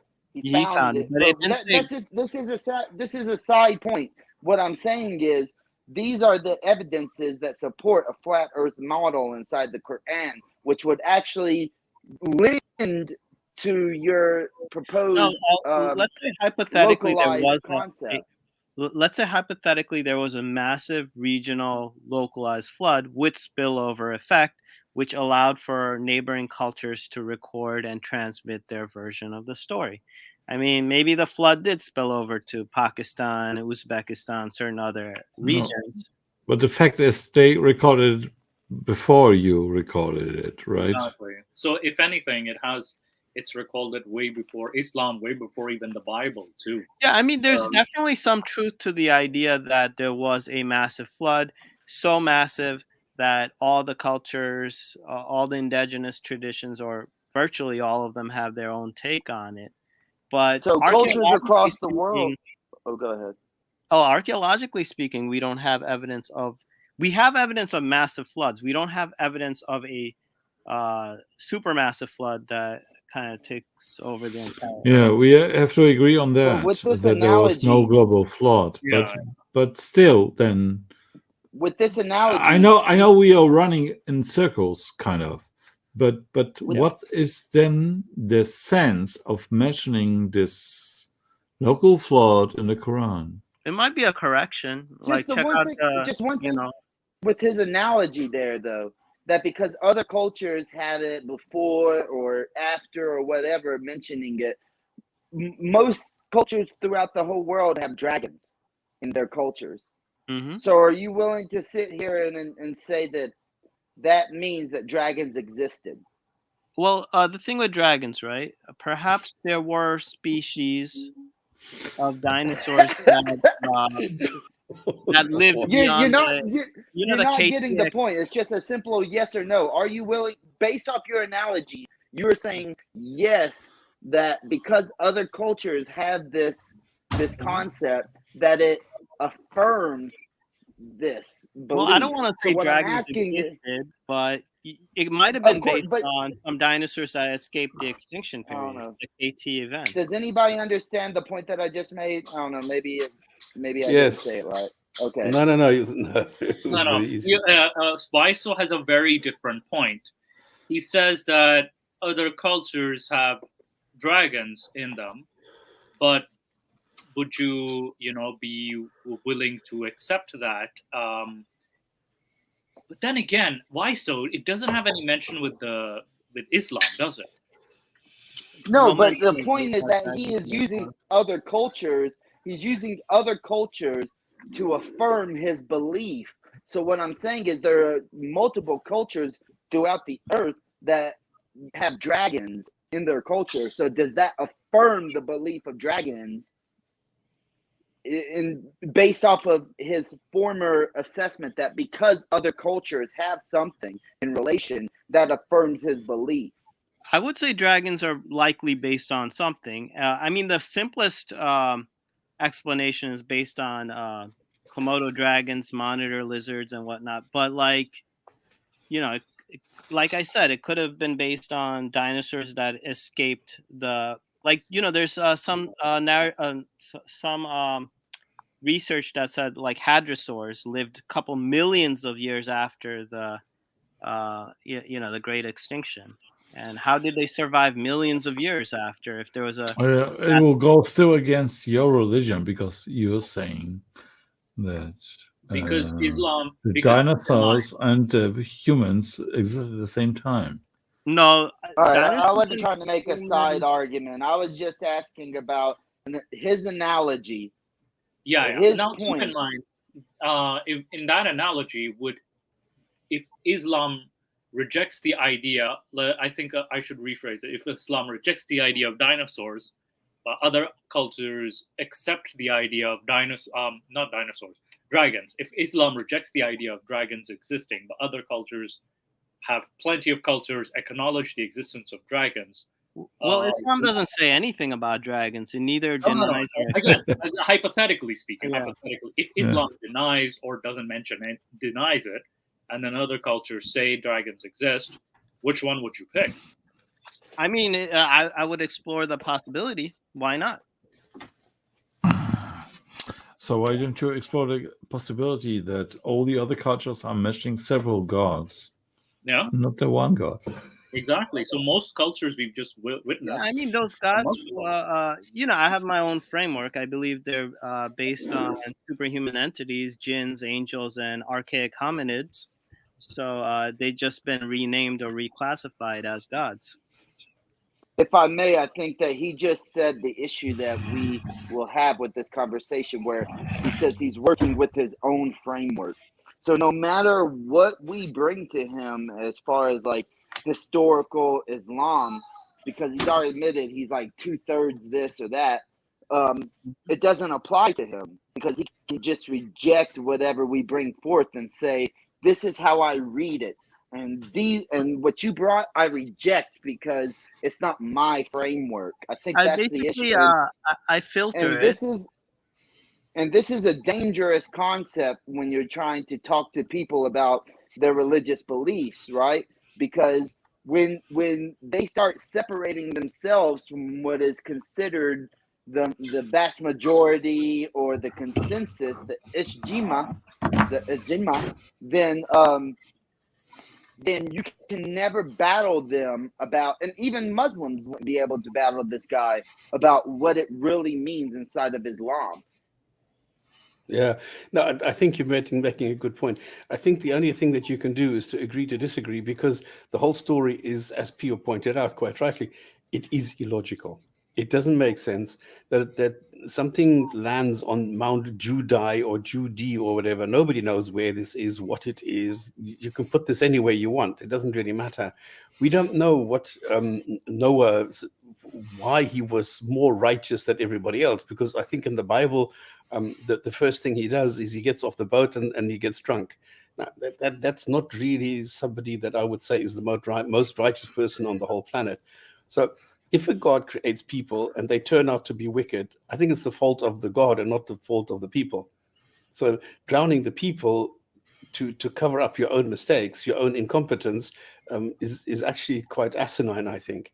And then to go and you need to build an ark to save all the animals, where you can just kum fayakum, just say be, and it is. The whole thing it just sounds silly. And with the earlier cultures too, actually the Mesopotamian version, you have a god that's pissed at humans that, you're not letting me sleep, so he drowns them. And then one of the gods just happens to save the other person. He's like, hey, or some of the gods are pissed at humans as well. So they just drown them. But one of the gods happens to betray his own kin, and he's like, yo, he really likes this guy, so he's like, okay, I'm gonna save you, I'll save the other animals, I really like you. So anthropomorphic. Yeah, I think I So- kind of Go ahead. yeah, you were saying, Vaisa? No, you go ahead. No, I think it's just at least with the polytheistic version, okay, their gods are not, what do you call it? They're admitting their incompetence. They're admitting, their faults, that is. So their gods are quite narcissistic. They admit that. So, and they have their little drama. So one can make a case for the polytheistic God, but for the monotheistic God, on the other hand, it just like, because he's just one, so he kind of is very inconsistent with his actions. Yes, why? So you were saying something? I was gonna say, Stops even, he agreed this is just going around in circles, and Mr. P did also, because this is just like one personal interpretation. No offense to you, author, but Yeah. I don't well, know Colin if you King. if you would be interested. There is a link in the back of where I ask a sheikh a question, and it actually got me banned from Jordan M's YouTube right. channel. No, I But just want to clarify that I am a non-denominational Sufi perennial philosopher, but not even quite. Like there's areas where I disagree. So I kind of have a very interdisciplinary approach to comparative religion. And I am a rationalist. I use Occam's razor. I kind of look at what's out there, right? So my view is not representative of the Muslim community at all. Just wanted to But clarify. do you call yourself a Muslim? Yeah, I mean, a Muslim is what? Someone who submits to God, right? So No, there's La ilaha No. There's a little illallah bit more. I Muhammad mean, it must be the Rasulullah. God of the Quran, right? Yeah, no, well, it's the God of the Quran is the God of the Avesta and the everything else, you know. Okay, so this is your basis. No, I'm just checking because I've never heard somebody say I'm non-denominational, but I'm a Sufi. So I'm a little bit confused. yeah, not that's a bad. Christian phrase. I've really never heard a Muslim say non-denominational. Well, if you're Exactly, not yeah. Sunni or Shia, what would you be, right? And the Quran doesn't. You would be a sect. Even the Quran uses the word Shia as Yeah, you far as Moses, sect. like Do not partisans be of Moses. do not be of the ones who create sects, who create parties, such as Right, and that's the I'm word kind of Shia. anti-sectarianism, you know. So that's why I don't follow a particular But you sect are your own sect. with one member in it. You're But that's interesting. No, but I like your approach. But I like this. You do your own thing, and I think that's good. Why follow the mainstream? Because if there's things there that are inconsistent, you can always say, "Well, hang on, I'm not following that. My view is exactly what you just said. I'm taking this, Right. and my view here is that." I think that's great. I think that's what everybody should be doing. But I isn't think that what it's everyone's weird doing though to to some be degree? anti-sectarian and have your own sect of one. Wait. Hang on. So yeah, I think the author was saying something. No, I mean in general, right? For example, Reza Aslan, he said there is as many Islams as there are Muslims. Everyone processes and interprets religion differently. I mean, we don't want to admit it, but everyone has a filtration process, right? But the unfortunate Correct. reality Yeah. of the Muslim world is that there are rules you have to follow, right? Like there are core tenets you have to there follow. are core tenets. I And follow not the only core that, tenets. I don't have any issues with the core tenets, you know? not just the core tenets, but the Sharia, the different Sharias, the 5 schools of thought. You have to follow certain rules that you have to abide by. So I think that's where we're kind of in a weird. At least the Muslim world is kind of like weirdly restricted with the political aspect of it. The laws, that is the laws of the Quran, the Hadith, the Tafsir, and all these things. So we're kind of also restricted on our boxes too. At the same time, so your approach is relatively. What we're saying is your approach is relatively different, very different than most Muslims, because they would sort of not entertain the idea that of something that's different based on their either its sectarian or philosophical background. That is. PO, no more beers. PO. I'm being quiet now, so don't. I'm not taking part in conversation on purpose. All right. Yeah, why? So you had something? Stops. You had something, I think. Stops or why? No, I just want to say this is very interesting. Okay, I don't know. Should I call you Author Face King all the time, or do you have a short version of your name? No, I just go by Author Faiz King. Author, okay. Author Face. Just call him King. King, Call just, him King, okay, yeah. King. He has a book too, Author Faiz. You also have a book that you can even share the link in the. Yeah, it's called God the Evolver: A Secular Approach to the Divine. Yeah, so Oh, that's interesting. Because I'd love to pick your brain on a couple of issues, Right. but I don't want to sidetrack now from the topic of Noah. So this Uh-huh. will have to wait for another time. Are you going to be here more often? I'll make sure he's here more often. That's great. I mean, excellent. Okay, I want to commend you. Really, I'm impressed that you will come here to the Lion's Den, as it were, and that you go and you. If this is the Lions Den, I've been think that's banned. great. What are you talking about? What am I It talking was about? a joke. I've It's been like a banned lion's from the den, I've but been banned from the reversed. Lions Den. I must be in the wrong chat. How'd I sneak on here? Well, you're banned from Hamza's den, technically. You're banned from Hamza's den, no? Who is? I think I we would all think are. so. I think I am. Like, Yeah, he hasn't we let me all on. are. He Yeah, I hasn't should let me still, on I in should quite a sign up while. for Hamza's den once. Like, I should have a little adventure myself. I don't know how that's going to turn out, but it'll be a great story for another video for sure. Well, what 10 happened to now 1, to they me is talk 10 because times more to your one. I'm not doing things on the German side, and what is happening now is they first tried, because now I'm raising or rising above the radar level, and now suddenly it's getting awkward because they started with the false copyright claim, which the video was reinstated. Yesterday I uploaded a video and I got a hate speech strike. So this one was taken down. So it's the same story as on the English side. As soon as you go above radar level, you get attacked. Yeah, no, definitely. And yeah, I think Waiso, you had something? I was just saying, if you go on there 10 to 1, you get spoke over 10 to 1. Anybody want Right. to take that bet? Yeah, I'll actually I'll take it's not a bet, but I'll make it as an observation, because I am even though I have a job, I'm still broke as hell, so I can't make it. I'm not in a position to make any bets.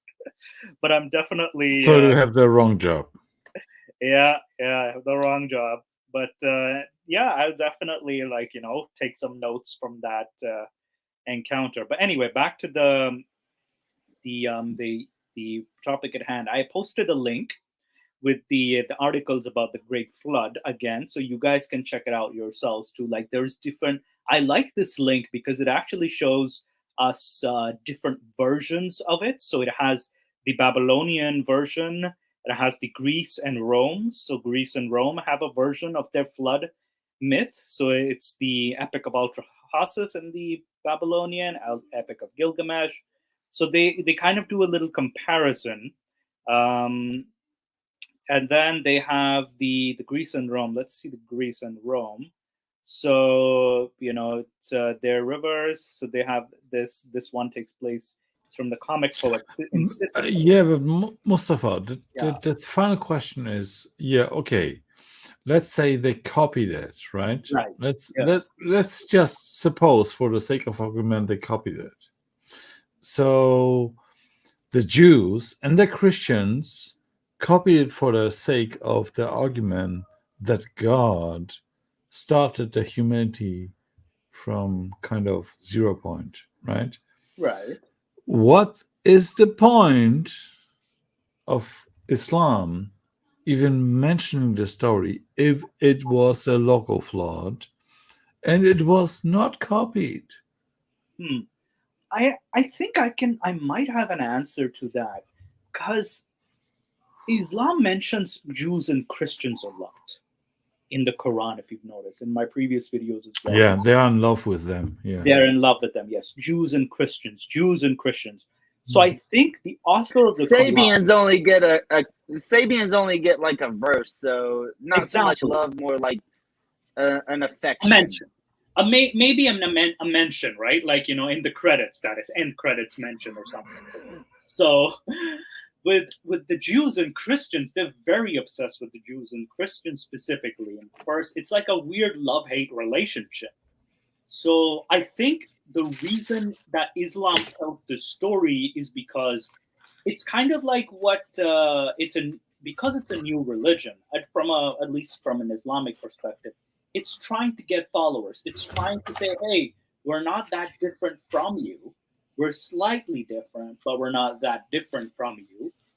So it kind of like you're still if you want more followers, you're different, but not too different.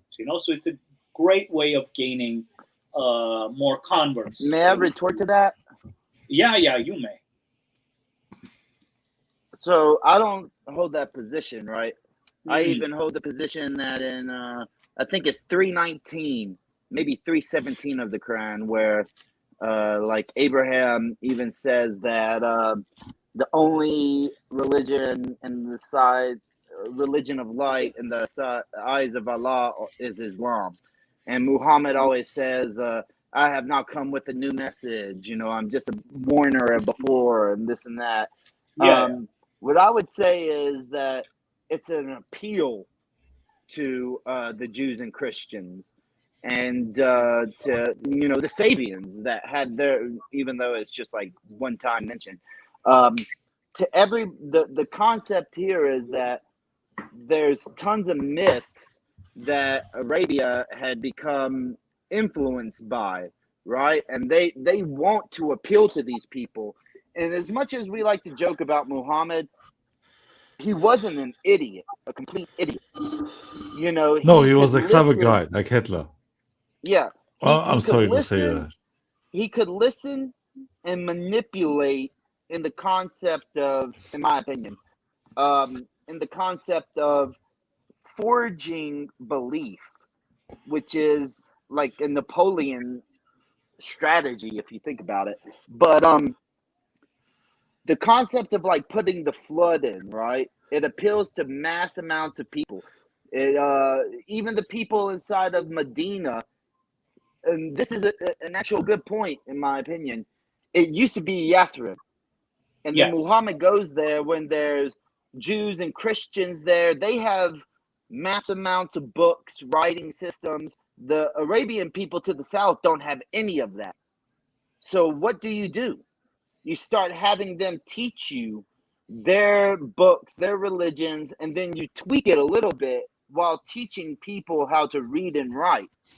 And then you can start, they say history is wrote by the victors.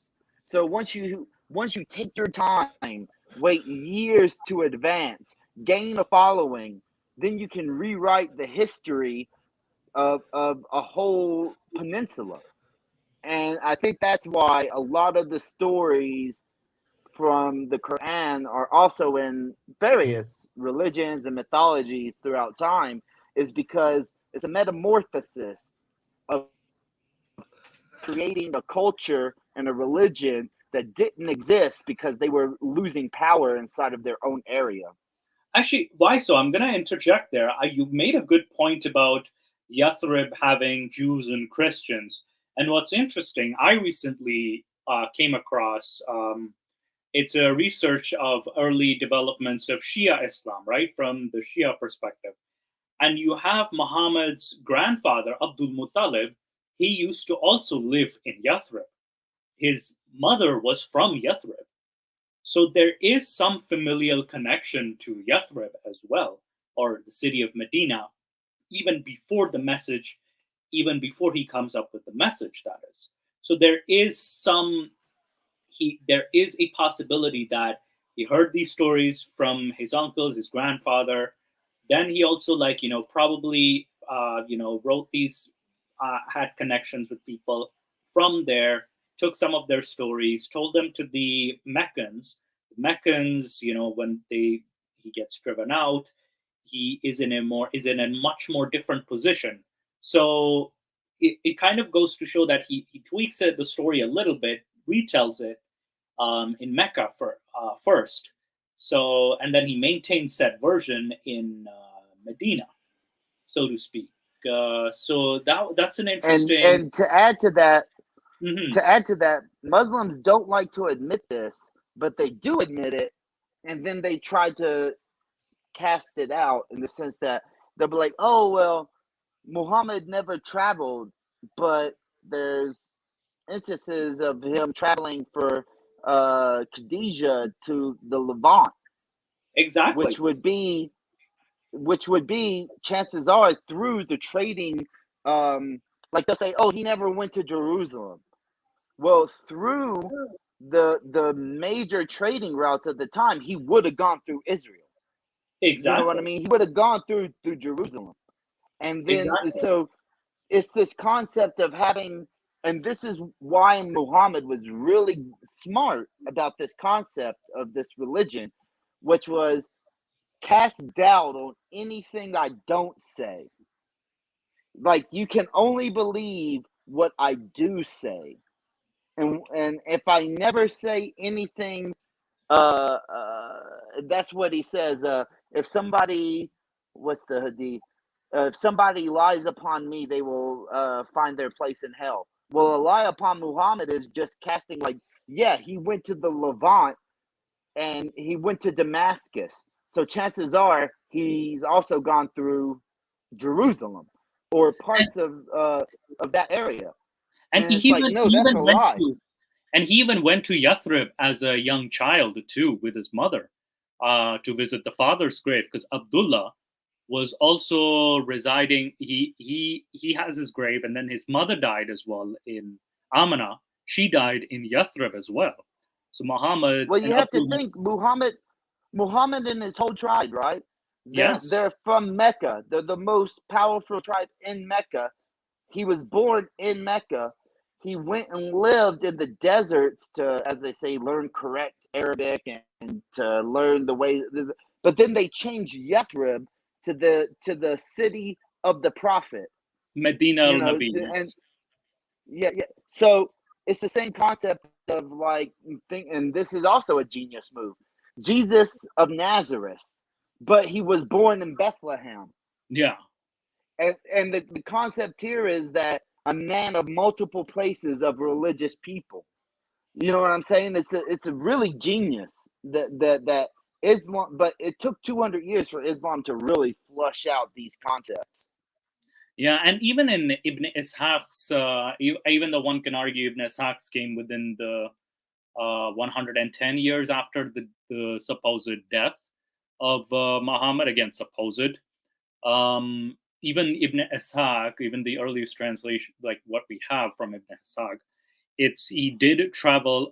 There was also the encounter with the Christian monk, as well, as we mentioned in the previous episode as well. So, and then we also had his wife's cousin, who's also Christian. So he has connections with the Judeo-Christian world, even before said prophethood. That is, even before prophethood, he has this connection with Yathrib, and he's gone to Levant, and he's come across. So he probably, and Hassan Radwan made a good point that in one of his videos, that Muhammad probably saw monotheism being the new direction that everybody is going, and that's where he claimed that he saw that, okay, let's take Arabia into that direction, or let's take our people into that direction. So then that's where the birth, the slow. I find it a more slower birth of Islam, so to speak. But what are your thoughts on that, guys? I would just say before I get off here, I appreciate you having me on. Sometime if you would like to discuss this, I have a theory that that the Arabian culture and writing system, speech, and everything was being replaced, in that Islam was there to create a movement to bring it all together. And this could be kind of like verified in a way through, you have the Christians that have books that are not Arabic. You have the Jews who are there who have books who are not Arabic. You have they're not writing they're not writing the Quran on paper, but somehow Muhammad has paper to write various rulers across the empires of the world, and that this religion was essentially to try to bring the people together, to push people out that were not Arabic and did not know Arabic language, Arabic reading and writing, and to try to solidify themselves as a brand new empire to save their culture. Yeah, and chapter 25, verse 5, it even entertains the idea that, he's taking legends of old, so to speak. He's taking legends of old in chapter 25, verse 5 of the Quran. So this would be an interesting discussion. And this is why we're doing we're taking on different legends and different myths and looking at it. Okay, where did this come from? Where did that come from? Arguing whether it was plagiarized or inspired, or that's why we'd love to have the discussion. Author, you have something? Author? Yeah. You were mentioning how this would appeal to a universal form of monotheism. The issue is, I don't think all this was planned, because imagine Muhammad having 10,000 followers and then saying, there will be a time when the number of followers of Muslims will be like the foam in the sea. So imagine an Instagram influencer with 10,000 followers saying that, I'll get 2 billion followers. It's not likely. And the stiff opposition, Muhammad could have died. Hassan Hussein were killed off. All the imams of all 12 imams were supposedly poisoned. Maybe the prophet was poisoned. No, not all 12 of them were poisoned. Besides the Mahdi, right? No. Besides Ali and Hussein, the rest were. There's 9 of them that were poisoned. Mahdi is still alive, so that's again, you're talking to a guy who's a former Shia. You're Shia, so you would. Who's a former Shia, so But this doesn't seem like for Muhammad, he must have had either tremendous luck or the stamp of approval from God himself for something like this. That's not necessarily the case. That's a weird dichotomy. That's a weird dichotomy, right? Yeah. That's a very big fallacious. Especially, it's funny that you mentioned 10,000 followers, because that 10,000 followers allegedly makes all of Arabia Muslim. Mm-hmm. So what is the population of Arabia at the time? That 10,000 followers makes it Muslim, and then all 10,000 of them travel up to Jerusalem to conquer it within 30 years. Nobody else is left in Arabia. It's a weird weird concept. I mean, some of these achievements were almost, at a ridiculous pace. And the thing is, right now, there are 2 billion Muslims. They're claiming by the end of the century, it should be like the number one or the predominant religion on earth.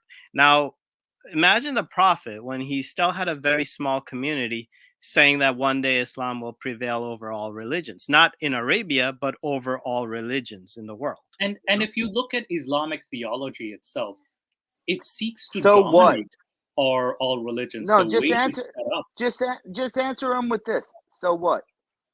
Hasn't every religion made the claim that it is the correct religion and that it will be the biggest religion?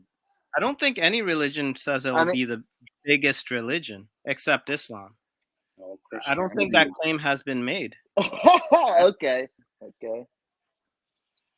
It's just, but also Muhammad says that there will be 73 sects or 72, depending on the hadith, and only one of them will be correct. So then there's not even the biggest religion, because that would mean that the numbers of Muslims would have to be divided by 72 or 73, and then you'd have to define which ones are the correct. Here, I'll put it this way. You even said earlier that you're like a sect of one. So if you're the correct Muslim, then there's only one correct Muslim, and the other 2 billion aren't even real Muslims. I don't know if that's the best way of looking at it. I have a more inclusive. Not the best, but it's it's a realistic way to look at it, in the sense that if you here's the point. if you're trying to be like, well, there's 2 billion Muslims, and you've even separated yourself saying that most don't believe this, and I'm a sect of one, I believe was your quote. We can rewind it and see if you actually said it or somebody else said it. But in that concept, then nobody else are real Muslims because they are not on the hawk, right? They are not on the truth. To be a They are Muslim, you not just have following the to. true deen. To be a Muslim, you Allah just have to changes. submit to God and believe in That's all not the true. messengers. That's not And really true. You can look up 49:15 right now if you want to, Moose, and put it on the screen. Because there's multiple times in the Quran where Allah changes what it means to be a Muslim. And I find 49:15 to be the most interesting one. But so the point yeah, that I but was at making a here base is level, you're what is claiming a Muslim? Is someone like Islam is basically the cumulative message of all the prophets, ending with Muhammad. So no, but the point that I was making, and I think you're glossing over it, is that you're claiming by X amount of time at the end of the century, there will be Islam will be the well, biggest it's one. not me; it's the But you statistics. don't even no, that's fine. That's what the statistics say. But those Muslims would never agree with you, right? And you claim to know the true Islam. I But don't they claim don't to know the know. true Islam. I don't know the true Islam, but the thing is, there is a So common then you're not. So denominator. then you will admit that you might be following. Wait. So then Wait, you wait. admit you That's might not. be I following. think. You might be Why so? following a false Islam. No, I Wait, don't look why at so? it as that Why because the so? thing Why is, so? uh-huh. Why so? I'll just clarify. He never made the claim that he's the true Muslim, though. He never made that claim. No, but So here's the point. He just admitted he's not saying that he knows or follows the true Islam, which means that he might be misguided from even Allah himself. Yet he Well, the Quran believes that what says he's teaching, you're judged what based on he your is teaching, intention. this is the crazy concept inside of Islam. Muslims can believe that they know the true Islam, they are being guided by Allah, but then they have to admit that they will not know if they are misguided and have misguided others until the day of judgment. Yeah, and that's a humble But they position to have have. they have a firm belief that they are correct. So everything that you talk to us today could theoretically be incorrect about Islam, but you are on here teaching it as it is affirmative because of your belief. Well, I've That's the stated from issue that I'm talking about. wait. Why so? Why so? Let author Christ King speak. Yeah, I mean, I've stated from the outset that none of my views are mainstream, and the thing is, based on my understanding of reading books like Vision of Islam by William Chittick and whatnot, and metaphysics and Sufism and the works of Rene Guénon and all of these guys, is that ultimately God judges you by your character and your intentions. So if you pick up like Hamza Yusuf's Purification of the Heart, it even starts with like a quote stating that. So God can't actually condemn you if your intentions lies elsewhere. Ultimately it's how you So process wait. information. Just a question: can you prove that, or do you have to believe that? You cannot prove belief, because belief in and No, of I'm not itself is talking about subjective. what I'm saying is, can you prove what your statement is that God will not condemn you based off of your statement? Like, because that's the whole argument. And I guess we're getting sidetracked. You have the verse up now that I brought up, which is the true believers. Who are the true believers? Because Allah changes it a couple of times in the Quran. It's not just about submitting to the belief of Allah, His angels, the unseen, which is also not in one verse, but in a different verse, it has Allah, His angels, His messengers, His books, and then a different one adds the unseen. So we'll see if this verse applies to you being a Muslim at this point. Go ahead. Yeah. So I'll read the verse. Uh-huh. So the believers is from Sahih International. There's other translations as well. Right. So Sahih International will see the believers are only the ones who have believed in Allah and His Messenger, and then doubt not, but strive with their properties and their lives in the cause of Allah. It is those who are the truthful, that is. Yeah, I have no People- problems with that definition. yeah. So that's usually the Islamic definition of a Muslim. So But notice here, the definition doesn't fit what he was saying earlier, because you also have to strive with your life for the cause of Allah, and everybody knows that that's jihad. So Jihad is internal as when well. no, So the that's point here spiritual is development. there's no such thing as a Muslim who has not performed jihad. Right. I mean, it's an internal battle, right? So as Not long as No, necessarily. that's not what jihad really means. Yeah, it's, How jihad many is times actually I it's actually did a spiritual development. I actually did a series. I think it was like 5 or 6 videos where I broke down every time the word jihad was used in the Quran, Mhm. and only I think 4 times does it ever mention a concept outside of battle. Mhm. So and you can look at commentaries. Of course, you probably don't support those, but even in the translation of Sahih al-Bukhari and Muslim that I have, in the appendixes of Bukhari, they explain that jihad is defined as war, holy war. That is their definition. Yeah, but Now, jihad has been nullified because in the Quran, God says, "At this day, I have completed my favors to you, and Islam is the religion chosen for mankind." So if Islam is completed, there's no concept of jihad. but then it that's continues. not true, Yeah. because even in 9 through 9, the famous verses of like 9:7, the sword verse, right? You have Yeah, but 9 jihad through was all about establishing Islam as a religion, as like a formal religion. But Muhammad already established it, so there is no reason for jihad. It has been perfected. The religion exists. Wait, so hang on. But So jihad is not to perfect the religion; it's to spread the religion. No, jihad is to basically So then this verse has been nullified in your concept. So Allah nullifies his own words, because here he is abrogation. Yeah. saying only those who have doubted not and Mhm. who have fought, who have fought their lives in the cause of Allah.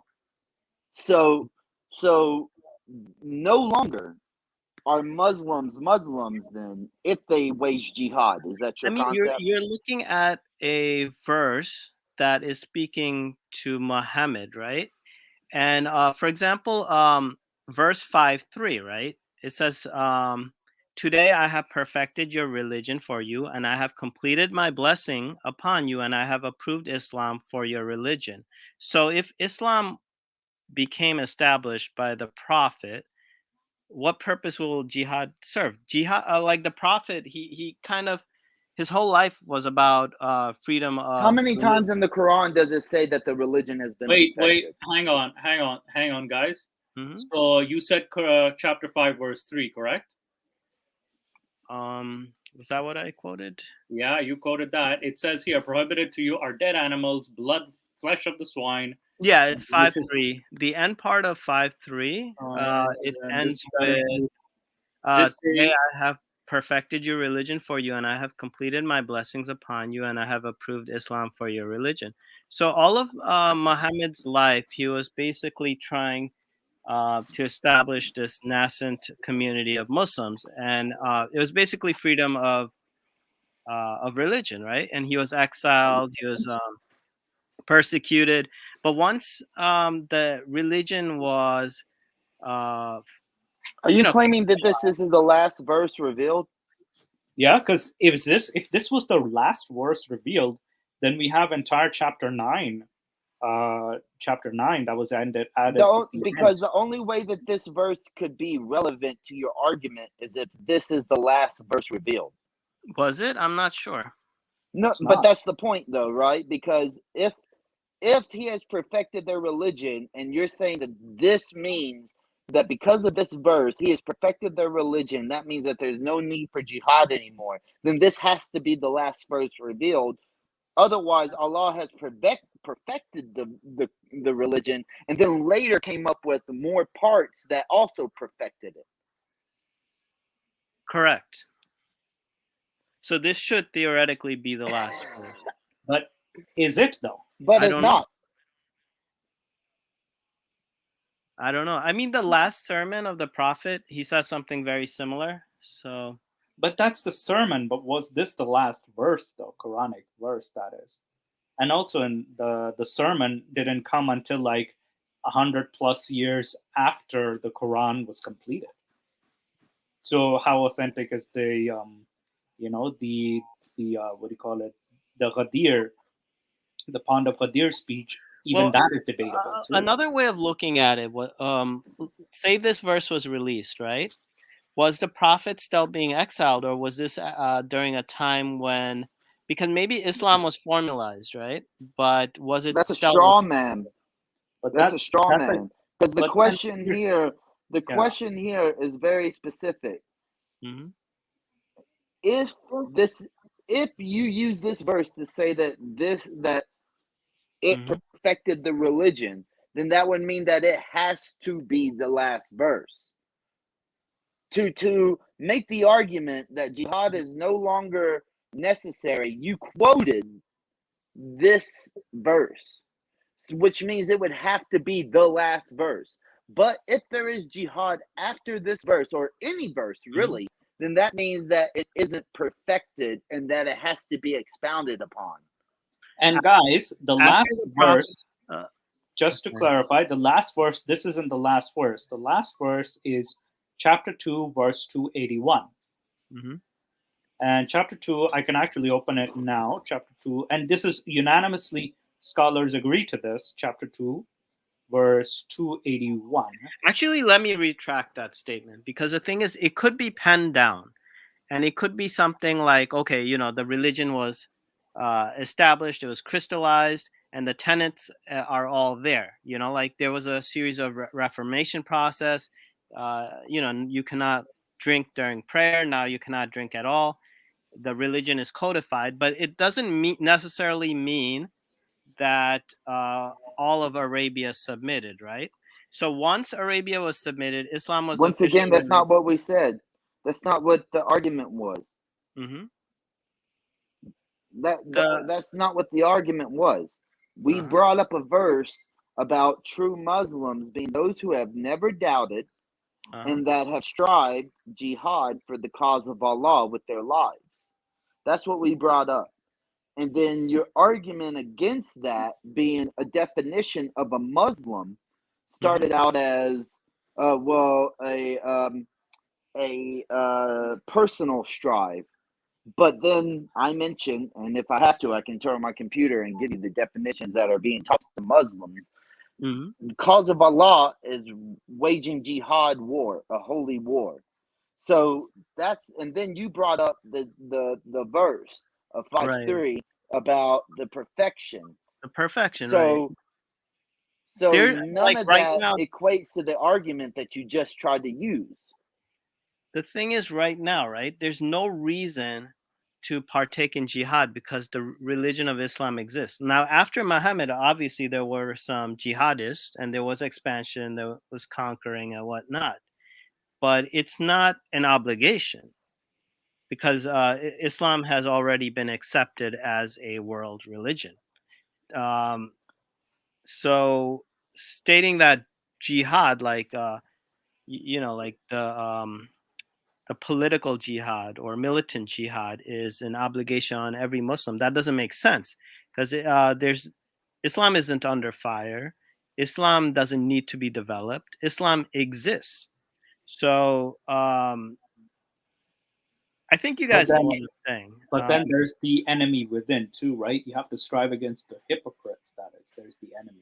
Within. The hypocrite. But then you also have inside of Surah identify 9. a hypocrite, You also have inside of Surah 9 where they're not allowed to make pacts with anybody other than the people at the time of Muhammad inside of Masjid al-Haram that that they already had pacts with. But that's Like- a relative definition, because that won't pertain to Muslims today. How can it? No, I'm speaking Allah's words. Right. It could still, but no, it would actually still be relevant in the sense if Islam didn't eradicate the polytheists of the time, right? Like if they didn't eradicate the pagans at the time, destroy their idols, and then you would disagree that they forcibly, would recite,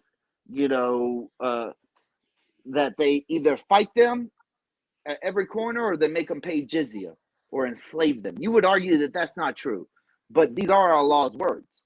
So the pacts, the point here is, Allah says in his perfect words that there are only a certain group of people that Muslims are allowed to make pacts with. So, which would mean that everybody else is open for war. Because what is the point of a pact? The point of the pact is to keep people from war and to keep civility. So if you negate pacting with anybody, then that means that war is an open option. Are you using words like Musin and Momin or Muslim, or how are you defining believers here? Because a Christian could be a how believer. the Quran defines it. A Jew could be a believer. A Sabian could be a believer. I mean, you can even see that. You can even see that inside of those three. Those three are the believers. That actually kind of goes to my point earlier. I mean, Zoroastrians are believers too. But actually, there's debate about that. Yeah. Inside of Islamic commentaries, but even according to the Quran, the pagans were believers because they would accept that Allah controls everything, but then they would worship other gods to tell Allah through intercession. Allah actually addresses it inside the Quran, like who will be their intercessor. Right. So the pagans did believe in Allah, so they would be a form of believers, but the Quran and Muhammad's and the Sahaba completely neglect them as believers at all. But that question you asked is a good concept. But to be a Muslim, a submitter, is a person who has to be a believer, right? And the only believers are those who have not doubted and who have strived jihad for the cause of Allah. And why so? Why so? Let Arthur Faiz, you could speak.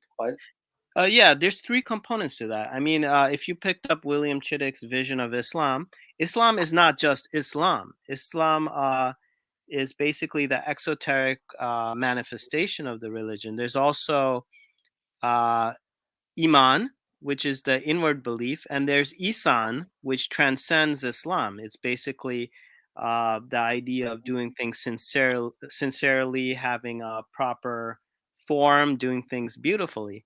Likewise, there's Muslim, there's Momin, and there's Musin, which is the highest form. So based on these English translations, I'm not going to be able to figure out if this is Muslim, or if this is Momin Muslim, if this is a generic believer or someone who upholds the faith, like if this is Jews, Christians, Sabians, Zoroastrian believers, unless I see a verse where it says, specifically that this is a kind of binding contract between a Muslim and his Lord. These things kind of seem very fluffy to me. It's like I'm looking at it. It makes sense contextually for the time. I'm not sure what the overall applicability of it is to me or other people today. So that's the issue, But as in general, what is a Muslim? A Muslim is one who submits to God, either voluntarily or involuntarily, and believes in all the prophets, all the messengers, the unseen, which is I don't know, the quantum realms or whatnot, and the last day, predestination as well. So there's but a Christian is not a Muslim. A Christian could be a Muslim. Come on. No, now it's getting a bit weird. Yeah, it's a bit. Anyway, I'll actually have From what I just heard, he just denied a verse of the Quran. That's my opinion of it. Like, he just denied that a concept of believer is a person who does what Allah says in the Quran. I mean, yeah, it is. That verse is legit, but I don't know what the overall applicability of that verse is. And the thing is, with you and your 2/3 concept is, when I give you source material like tafsirs and hadiths, you'll just reject the ones that don't conform to your worldview. That's the reason I said that these opinions like yours are dangerous, because what they do is leave people with this concept that the vast majority have not been taught the concepts that we can use as source material. We And don't all have. you have to do is say that it's not relevant to your personal belief. No, I don't view it as that. I'm not judgmental. I'm not like saying, my way is the default. Perennial philosophers in general, they're very syncretic, right? So they take a lot of these beliefs and ideas into account. We also look at intentions.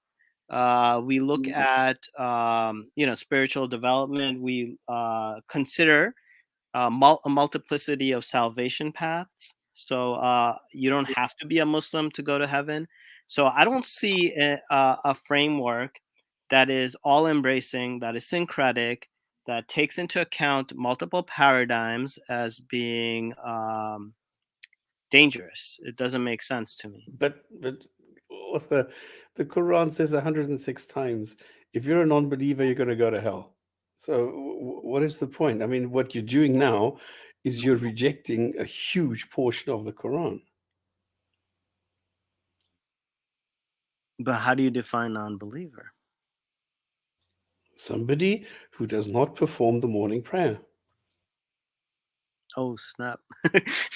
That could be a lot of people, actually. I know. And then you have the Rawafids. You have a lot of people who are disbelievers, the hypocrites, who believe something but then believe something else. And then you have a lot of different sects too that are, so who's the correct sect? Anyway, we kind of diverged a little too much. Even then, like, if you but it go was fun. to some narrations, right? It says that towards the last day, right? Holding on to your faith will be like holding a hot piece of coal in your hand. So there is a relativistic component to. Oh, that's okay. Why so? That's okay. Yeah, he lost connection. That's why he. Okay. Yeah. So it's not like he quit or anything. It's just he lost connection. That's okay. It's not a rage quit, right? No. It was just a lost connection. All right. I don't assume the worst. Usually it is a connectivity issue at times, even on my end sometimes. And it so yeah, it was a very interesting discussion we had. I know we should, if we've gone way over the 2-hour mark, 27 minutes and 45 seconds. So I want to wrap this up, to have some any last words and point the gun at both of you, like the Looney Tunes cartoon. So we'll go with Stops. Any last words? I actually said earlier that I enjoy these kind of discussions. If there is somebody there who is able to see another or different point of view, which a lot of times we don't get. So it's very refreshing for me to have somebody here who is able to follow a discussion, who's able to stand his ground and say, look, I think this and this because that and that. I like that. At the same time, listen to what somebody else's point is, and then, take that into consideration and then talk about it. And this is the whole point of the Gin and Tonic Show. This is what, we've been doing for the last 10, 12 years. And it's very nice to see that this is happening. And I enjoy this kind of a discussion. So brilliant stuff, Mustafa. Really nice to take a topic, a discussion, a specific thing, and then sort of take it apart, bit by bit, peel back the layers and look what's underneath. Brilliant. Yeah, no, thank you, Stops. But yeah, I like how, even though I wish we discussed the flood, we also discussed other things besides the flood myth as well. So I was glad we had even Pio on, why so, Arthur Faye. So we had a variety, and Nick as well. So we looked at different angles at the flood myth. Author Fez, do you have any final words before we sign off? Yeah, I don't have any anything bad to say per se. I just want to say, like, you know, I'm not dogmatic. I'm okay with anyone's beliefs. I'm not kind of imposing my ideas. Yeah. I do have more of a universalist kind of view. I do feel that the Quran is written in such a way that a inclusive way of looking at the world can be appreciated. It's something a lot of Sufis do. It's something perennial philosophers do. I don't think that God has a splitting. In psychology, they have a concept called splitting, which is an ego defense mechanism where you look at everything as black or everything as white. I don't think God, assuming God exists, has that type of mentality where everything is evil and everything is God, everything is bad. And I believe it's more like things are defined based on gradations, based on degrees, based on your intention, based on the level of intellectual capacity, a lot of different factors. And ultimately, every single section of the Quran has the basmala, or every chapter begins with you know, in the name of God, the most merciful. Bismillahir Rahmanir Rahim. That's Yeah, with the Except exception of chapter one. 9. Yeah. except chapter 9. Yeah, except So chapter. if we're gonna take it for face value, God is the most merciful, right? So why worry too much, you know? Well, excuse me, if God is the merciful, then why is there hell? Yeah, exactly. That's Maybe you know, like in another talk, I was mentioning how when the Prophet with his 10,000 soldiers came to Mecca on conquest, no, but that's irrelevant. He just yeah, said something like, why does hell exist? yeah. I mean, hell. If you go to Hadith Qudsi, there's an emphasis on God's mercy. Like he says, "My mercy will prevail over my wrath." And oh yeah, I saw a comment where it said, "Assuming God exists." I'm stating assuming God exists because I'm speaking to a secular audience. You know, it's not like you know. Of course, in my mind, I believe God exists. You know, I just want to get that out of the way. We're not going to attack you for your beliefs. You are open to be any type of believer, and make your argument, make your case. So yeah, at least and have an intellectual discussion. So anything you put, we're not going to give you a hard time. So yeah, so basically it was a fun discussion. We had a lot of good things to talk about. We'll I'm thinking of what to do next, like for next show. I mean, we'll discuss it. Yeah, you have the answer. Little Red Riding? No. Little Red Riding Hood. Little Red Riding Hood for Islam, but you know what? I'll try to find a similar. I'll try to find a story to deconstruct, or at least, or reconstruct, or critique and analyze. That is. So we'll look at another myth. I'm just gonna talk with Nick. I'll talk with Stops. I'll talk with you guys as well to decide, because I haven't decided as well. Yeah, sounds good. So yeah. So we'll definitely. I'll announce it on the channel in advance. And I might put up a poll if we discuss it. So, Arthur, I have your, we keep discussing this. So yeah, I thank you guys so much for joining us. Thank you to the audience. Thank you, everybody. Mustafa, just one second. I just want to make a point here, because this comment that I've just highlighted, this never made it into YouTube. So there's some word here which the YouTube bots don't like, or combination of words, I don't know, and have killed it. They've just swallowed it. It's quite weird. Wow. Okay. No. And we don't have our Facebook stream either, which is also another issue as well. That StreamYard has also pointed out. We can't stream on Facebook either. But I renewed it. Oh, did you? It's only to UK. Oh, so to Rob's because we can't do it to Rob, because this is Rob's private one. Right. But it's still streaming to Gin and Tonic. Okay. So I think we'll have to look in and see.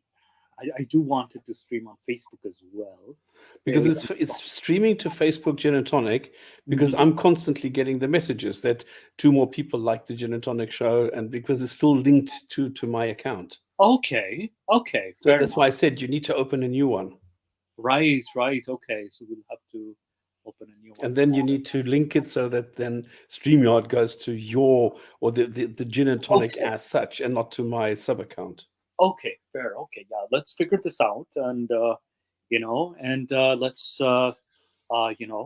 we shall sign off for the day. And thank you guys so much for joining us. We had a lot of eyes today. Thank you. Definitely, thank you, Stops. Thank you so Appreciate much. it. Always a pleasure. Always a pleasure, Author Faiz King, to Thank you. have different, diverse opinions on here. Yeah. And it's we hope that more Muslims join us in our discussion about critiquing Islam, and we open a door for dialogue. That is, so I would love to see a future with that. But thank Very you guys important. so much. Yeah. Thank you guys so much. Have a nice day, everybody. Welcome. Thank you. Cheers. See you next week. See you next week.